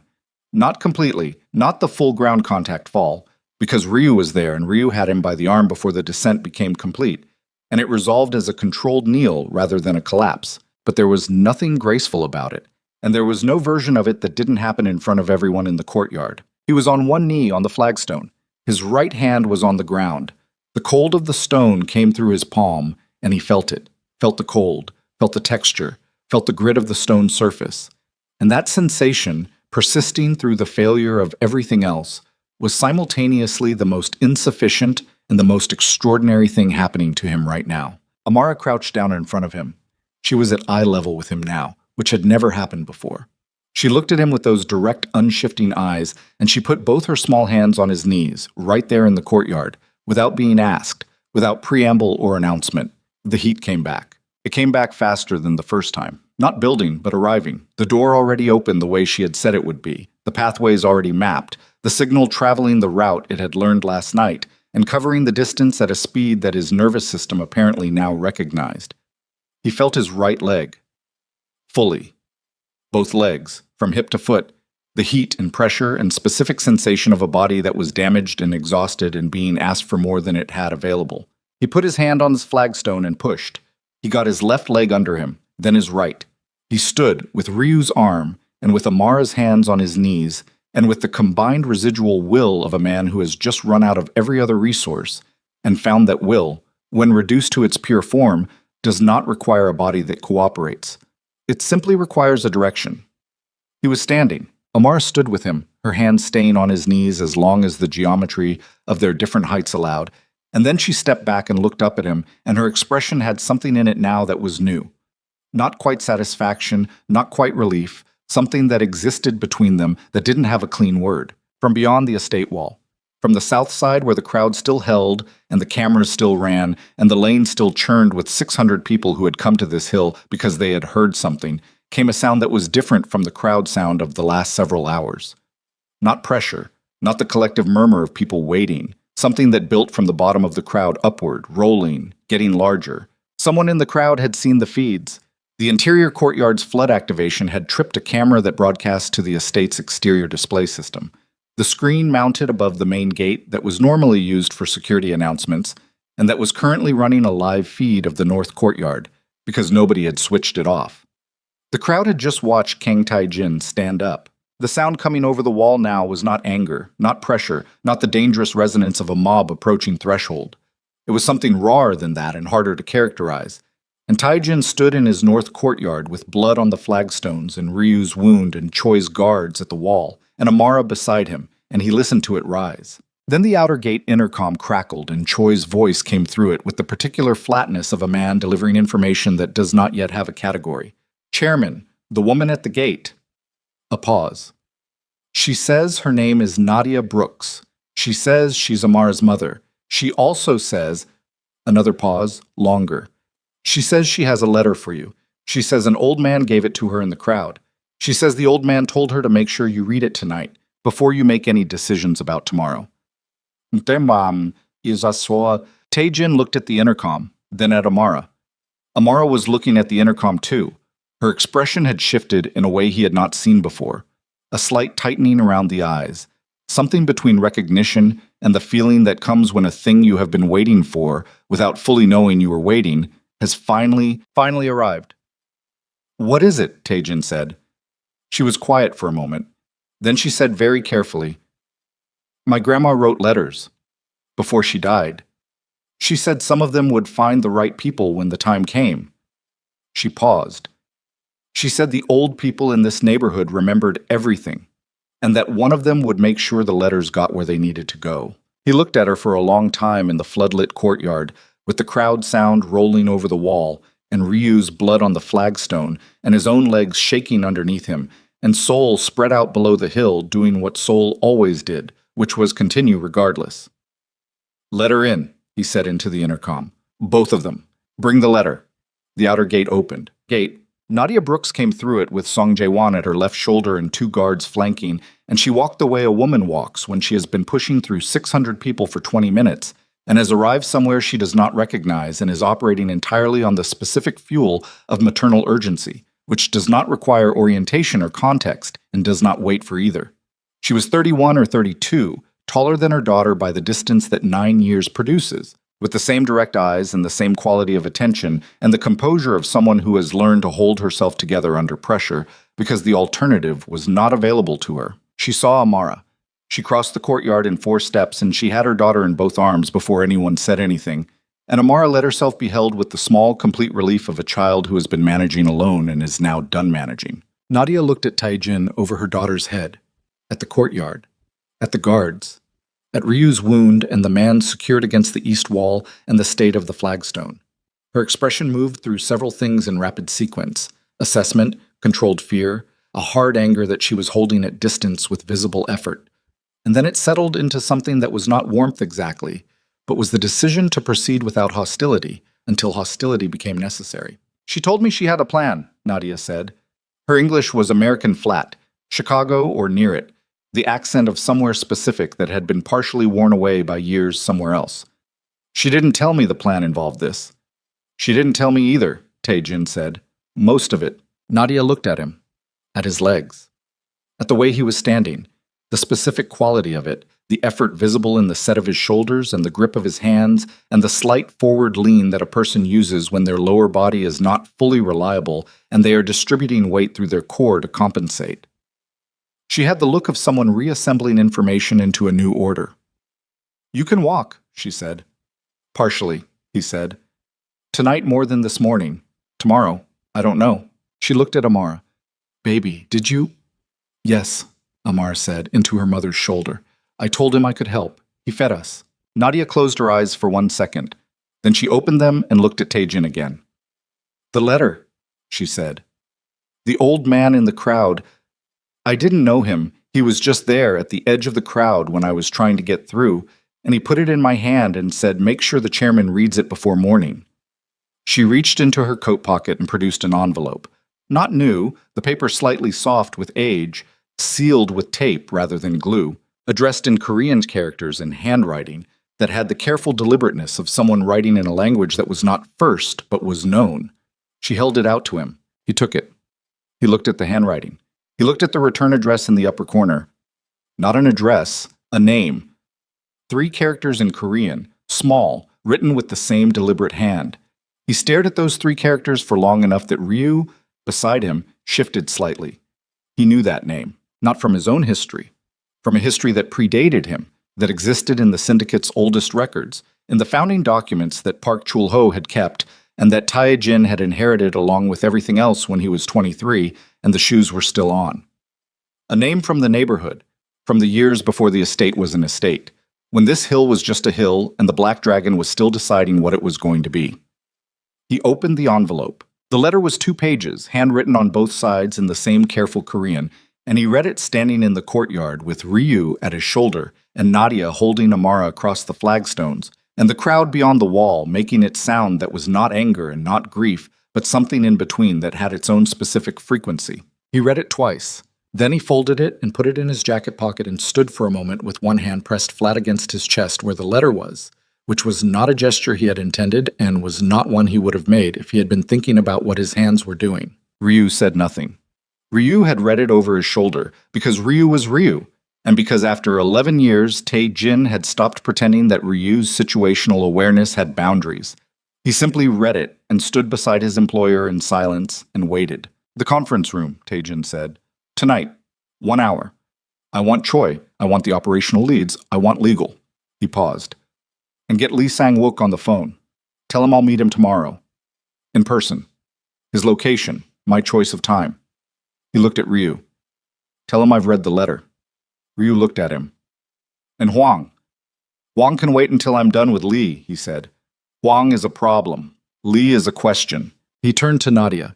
"You and Amara will stay here tonight," he said. "It's not a request. The crowd outside won't clear before morning, and Hwang's people are still on the perimeter. Your apartment is not safe until I've addressed both of those things." He paused. "You'll have full use of the north guest rooms. The staff will bring whatever you need. In the morning, when the situation is resolved, I will personally ensure your transportation home." Nadia looked at him for a long moment. She was calculating, which was fair.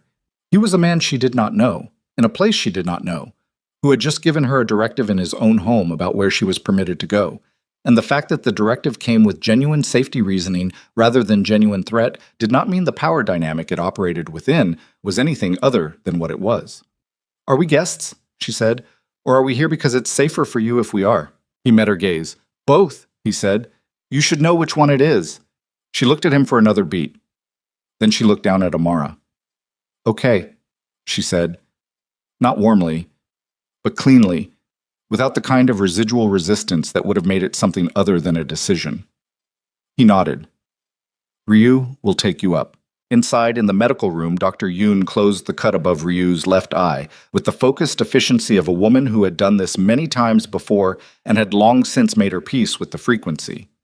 Ryu sat still on the edge of the examination table and stared at the middle distance while she worked, which was how Ryu experienced most things, as background phenomena that did not require his participation beyond physical presence. "The readings held through all of it," Yoon said. Not to Ryu. To Tae-jin, who was in the chair by the window because he had finally, without ceremony, sat down, which his body had been requesting for the past hour. Even after the exertion in the courtyard, even after the fall, the L3 through L5 conduction is still active. She pressed a closure strip over the wound and stepped back to assess. "I don't understand why the physical trauma didn't interrupt it." "The girl touched him again," Ryu said. "In the courtyard, after he went down." Yoon looked at Tae-jin. "Yes," he said. She was quiet for a moment, then, "The letter. You don't have to tell me what's in it." "No," he said, "but I'm going to." He took it from his jacket and held it for a moment, feeling the slight weight of the folded pages. Then he told her what it said, not reading it aloud, translating it, which is different, which requires the additional step of choosing words, which means the content passes through you before it reaches anyone else. The woman who had written the letter was named Han Geum-ja. She had lived on this hill for 40 years, in the neighborhood below the estate, before the estate was the estate. She had known Park Chul-ho. She had known, peripherally, a young man named Kang Tae-jin in the years before the shooting, the way people in a neighborhood know each other through proximity and repetition rather than intention. She had known what the Black Dragon was and what it did, and had coexisted with that knowledge the way people in neighborhoods coexist with things that are larger than them and that they have not chosen, which is to say carefully and without loudness. Han Geum-ja had also, for reasons the letter did not fully explain, but gestured at with the circumspect phrasing of someone writing about things that don't have clean categories, known things. She wrote about this briefly and without apology, describing it the way you describe a chronic condition. It was there, it had been there since her childhood. It was not something she had sought or cultivated, and it was not something she fully understood, and she had spent most of her life trying to decide whether the responsible use of it was to act on it or to stay quiet. She had mostly stayed quiet, but she had told her granddaughter some things. She had told her granddaughter about a man on the hill who had a broken body and a harder heart, and she had told her that the heart was the one that needed the work, and that the body would follow if the heart moved first. She had also written about Lee Sang-wook. She had known Lee for 30 years, which was how long Lee had operated in these hills, which predated the Black Dragon and predated Huang and predated every current organization, Lee being the particular kind of figure who precedes everything because he has made himself into infrastructure rather than operation. She had known what Lee was. She had also known that Lee had recently learned, through his 30 years of embedded neighborhood intelligence, that Han Gyumja's granddaughter was coming to Korea, that the granddaughter had the knowing to a degree Han Gyumja herself had not, and that Lee intended to be in position when the girl arrived because Lee understood, as Lee always understood, that the thing with the most value in any landscape is the thing that cannot be replicated or manufactured or bought through ordinary channels. She had written the letter to counterbalance that, to ensure that when the time came, Taijin would know what Lee knew about Amara, and to ensure he would know one other thing, that Lee's interest in the girl was not exploitation in the crude sense. Lee was 61 years old. Lee had a son who had been in a facility in Bundang for 11 years with a spinal injury of his own, sustained in a car accident when the boy was 19. Lee had spent 11 years looking for exactly what Taijin had found on a Tuesday night in January. Lee Sang-wook did not want to control Amara. He wanted what Taijin had wanted, underneath everything. Underneath the empire and the chair and the 20 years of survival, he wanted his child back. Yoon set down the closure strips. The room was very quiet. He called you this morning to position himself as a rational alternative to Huang, she said, but the real ask was always going to be the same one. Yes, Taijin said, and Huang. Huang heard the story and saw the asset. That's all Huang is. He folded the letter. Huang is manageable. Lee is... He stopped, thought about it. Lee is someone I need to sit across from. She looked at him for a long moment, at the letter in his hands, at his legs, visible below the desk, the right one still with that slight outward list of a limb whose neurology is renegotiating its own terms. What are you going to do? She said. Not about Lee, about all of it. He looked at the window. It was past 11 now, and the crowd sound from below the wall had changed again. Lower, more dispersed, the sound of people who have been standing for hours and are beginning to resolve into smaller groups, some leaving, some staying, the collective organism of it redistributing its weight. On the monitor grid, the gate camera showed the outer lane less dense than it had been at 5 o'clock. The media vans still there, but their crews increasingly concentrated near their equipment rather than at the gate. Tonight, he said, I'm going to sit in a conference room with my operational leads and begin the process of separating what this organization owns from what it does. He paused. That's going to take time, more time than tonight, but tonight is when it starts. He looked at the letter. Tomorrow, I'm going to meet Lee Sang-wook and tell him that the girl is not available, to him, to Huang, to anyone. And I'm going to tell him why in terms he'll understand, which is to say in terms of what happens to anyone who approaches her. Another pause. And then I'm going to tell him what the letter says about his son, because she deserves to know the full situation. And he deserves to know the full situation. And what he does with it after that is between him and whatever he believes about what is and isn't possible. Yoon looked at him. You're going to offer to let him meet her. I'm going to tell him the truth, Taejin said, that I don't own the girl, that nobody owns the girl, that if she chooses to meet him, that's her choice and her mother's and mine to facilitate, or not based on whether it's safe for her. He put the letter back in his pocket. Lee will understand that framing. It's the only one that ends this without further escalation. In the morning, Huang's perimeter withdrawal came at 6:42. Ryu's exterior team tracked the heat signatures leaving the ridge one by one until the grid was clean. Huang had made his calculation in the night. The courtyard footage that the exterior display had broadcast to 600 people and which had subsequently been picked up by 4 different news outlets and was now on the national morning cycle, showed Kang Tae-jin walking across a lit courtyard and standing between his guards and a 6-year-old girl and facing down an unauthorized entry with the deliberate positioning of a man who has decided what he is protecting. It also showed, incidentally, Huang Songdo's operatives retreating. The optics of extracting a child from a compound while a wheelchair-bound crime boss walked to stop. You had not apparently looked better after a night of media circulation. Huang would recalculate. He always recalculated. But he would not move again in the near term because the near term was too visible, and Huang's primary asset was the low profile that visibility destroyed. The conference room meeting ran from midnight until 3:40 in the morning. Tae-jin did not sit in the wheelchair for it. He sat in the conference chair at the head of the table, the same chair he had sat in for 31 years of operational meetings in one iteration or another, and he told his operational leads what the next 12 months were going to look like. Not a speech, not a declaration. He laid it out the way he laid out operational plans, item by item, with timelines and resource allocations and the specific contingency planning of someone who had spent his adult life understanding that the distance between intention and outcome is managed rather than wished. The pharmaceutical distribution contracts would be wound down over 6 months.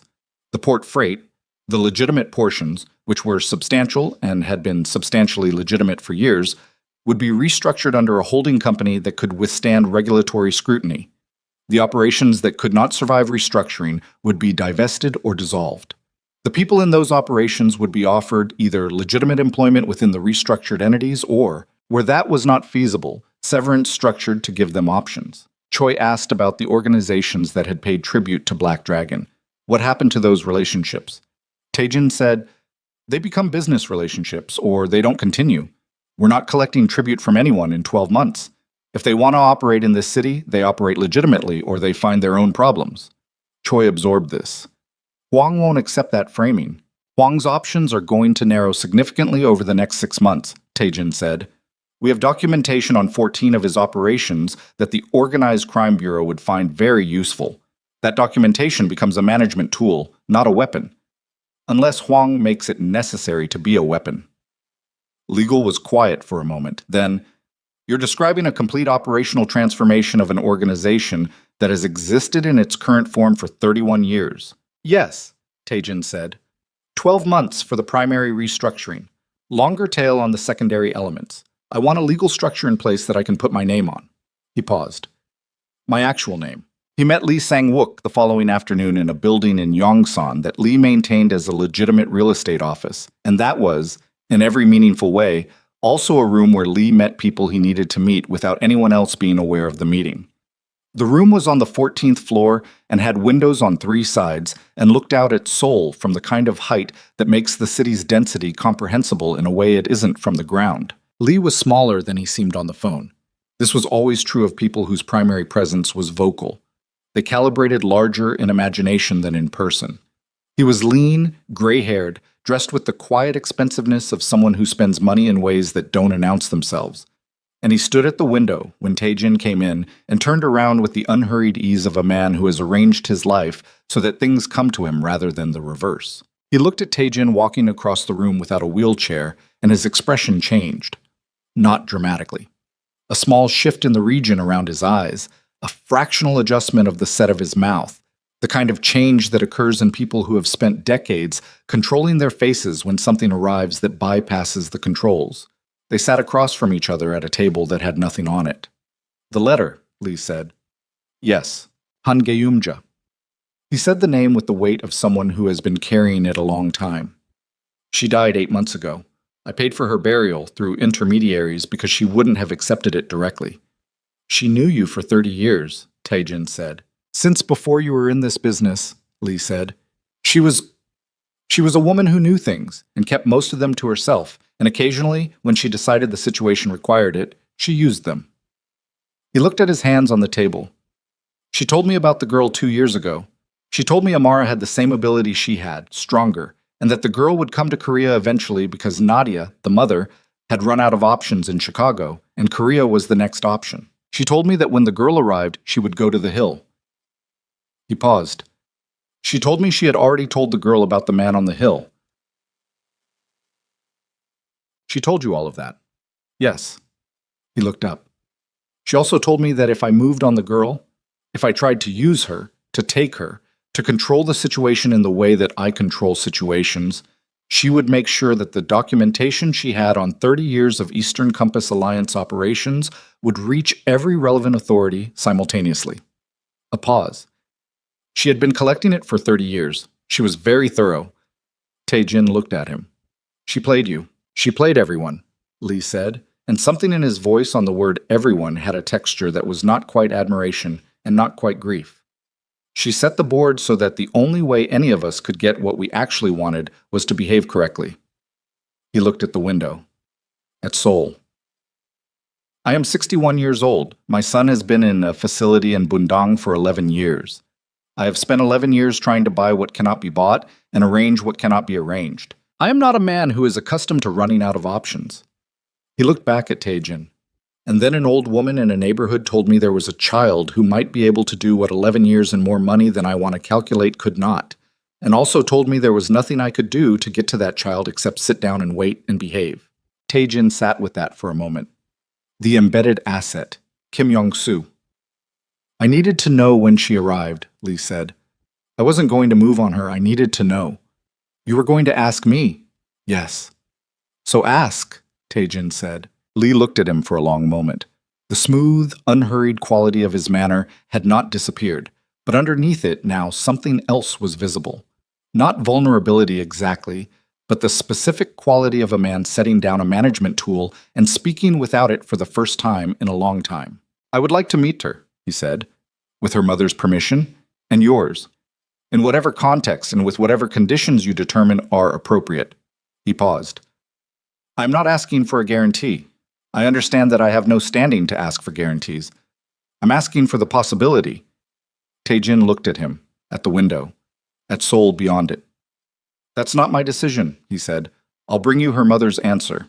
Nadia Brooks sat in the north guest room with her feet pulled up on the chair and a cup of tea the kitchen staff had brought her, and she listened to Tae-jin explain the situation with the contained, watchful attention of a woman who has raised a child alone in foreign countries on insufficient money and has learned to assess risks with the specific accuracy that survival calibrates. When he was done, she was quiet for a moment. Then she said, What did you decide to do with her when she first walked in? I fed her, he said. That was the extent of my plan. And then she touched my knees, and I felt the floor, he said. And the plan changed. Nadia looked at him for a long time. Then she looked at Amara, who was sitting on the bed in the corner of the room, reading something on the cracked screen phone with the complete absorption of a child who has exhausted the excitement of the previous night's events and returned to her own interior life. She's been doing this since she was 4, Nadia said, quieter. Not this exactly, but small things. Her grandmother said to let it happen and not make it into something it wasn't. She said it would find its own shape. She wrapped both hands around the teacup. I didn't know she came here the first night. She told me she was in bed. She looked at Amara. Baby. Amara looked up from the phone. You heard what he asked. Yes, Amara said. She put the phone down. She considered it with the same focused seriousness she brought to everything. His son, she said. How old is he? 30, Tae-jin said. She nodded slowly. It's different when people are older, she said. It takes longer. My grandma said the older the body, the longer it takes to remember how. She looked at her mother. But it works. Nadia looked at her daughter for a long moment with an expression that contained about 15 years of maternal complexity in it. Then she looked at Tae-jin. One meeting. Here, not his place. I'm in the room. And she stops when she says she needs to stop. For any reason. No questions. Yes, he said. And after that, she said, we go home. Our home. And this, whatever this is, doesn't follow us there. He looked at her steadily. I'm going to have your building's security upgraded. Not monitored. Upgraded. New locks, camera coverage on the entrance, a contact number for my people that you can call at any hour. He paused. That's not negotiable, and it's not a condition. It's what happens now. She looked at him. Why? Because Huang knows where you live, he said. And because knowing that and doing nothing about it is not something I'm willing to do. She held his gaze for a long moment. Then she nodded. One nod. Clean. Lee Sang-wook's son was named Lee Jun-seo, and he arrived at the estate 3 days later in a medical transport vehicle with 2 nurses and the particular stillness of someone who has spent 11 years being transported by other people and has made an accommodation with it. He was thin, 30 years old, with his father's controlled face, and something in his eyes that his father's eyes didn't have, a quality that Tae-jin recognized from the inside as the specific thing that 11 years in a chair does to the part of a person that is not the chair. Lee Sang-wook did not come. He sent his son because his son was the point of this, and because his presence would have made the room into something different from what it needed to be, and because Lee Sang-wook, for all his smooth management of everything, understood when a situation required him to be absent from it. Amara sat across from Jun-seo in the main sitting room with the medical staff and Nadia and Tae-jin and Dr. Yoon present. She looked at him for a moment. He looked back at her with the careful, defended expression of a man who has been through enough hope to be cautious about it. "Does it hurt?" she said. "All the time?" He looked at her, then despite himself. "The parts that feel, yeah." She nodded. She reached across and put her hands on his knees. He looked at her hands. At the top of her head, the tight black coils of her hair. At her pink coat, which she was still wearing because it was still winter and she hadn't yet gotten a new one. His jaw tightened. Then it loosened. Then his eyes went somewhere that was not the room. Yoon's tablet, running the portable nerve monitor with the lead she had attached before the session, showed a reading that she looked at, and then looked at again, and then placed face down on the chair beside her and did not pick up again for a long time, because some things are better observed than documented. 6 months later, the Kang Foundation opened its first rehabilitation center in northern Seoul, 3 kilometers from the estate, in a building that had been a decommissioned textile facility and had been converted at a cost that Tae-jin's financial people described as aggressive, and that Tae-jin described as the beginning. The center provided spinal cord injury rehabilitation, pediatric neurological care, and housing assistance for immigrant families at no cost to the patients. The waiting list reached 300 in the first week. Tae-jin walked to the opening. Not steadily, not without the cane that Yoon had prescribed, and that he had accepted with less resistance than she had expected, but walked across the parking area, through the entrance, down the main corridor where the staff had lined up, and where the patients who were already in residence had gathered in the common room with the careful, complicated expressions of people who understand that a moment is significant without yet knowing exactly how. Amara walked beside him. She was 7 now, almost 8, and she had acquired a new coat. Dark blue, a size too large, chosen apparently because she liked the pockets. And she walked with her hands in those pockets and her chin up, and the same focused, unsentimental attention she had brought to everything since the night she stood outside an iron gate in a snowstorm with a practical proposal. "Is this what you wanted it to look like?" she asked. He looked at the corridor, at the patients, at the staff in their clean uniforms moving with the purposeful efficiency of people doing work they believe in, at the windows at the end of the hall letting in the flat winter light of a Seoul January, 365 days from the night she knocked. "No," he said. "It's better." She looked up at him. She didn't smile. Amar's face didn't run to easy smiles, which was one of the many things about her that was exactly like him and not like him at all simultaneously. She just looked, with those direct level eyes that had looked at him across a dining table the first night and seen something he hadn't known was visible. "My grandma would have liked it," she said. "Tell me about her sometime," he said. "The whole thing, not just what she told you about me." "She was very stubborn," Amara said, "and she kept good records." She paused. She said the only difference between a criminal and a citizen is what they decide to do with what they already have. He walked another few steps in silence. The cane on the stone floor made a sound with each step. A rhythm, irregular but present. The sound of movement in a body that was not repaired but was working, which is a different thing from repaired and, in some ways, more valuable. "She wasn't wrong," he said. At the end of the corridor, the common room opened up, and the patients inside turned to look, and the sound of the place, voices, equipment, somewhere a child laughing, came forward to meet them, and Kang Tae-jin, who had built an empire through fear and spent 20 years in a chair and had his life walked into by a 6-year-old in a pink coat on a Tuesday in January, kept moving toward it, one step, then the next, the cane finding the floor answering back.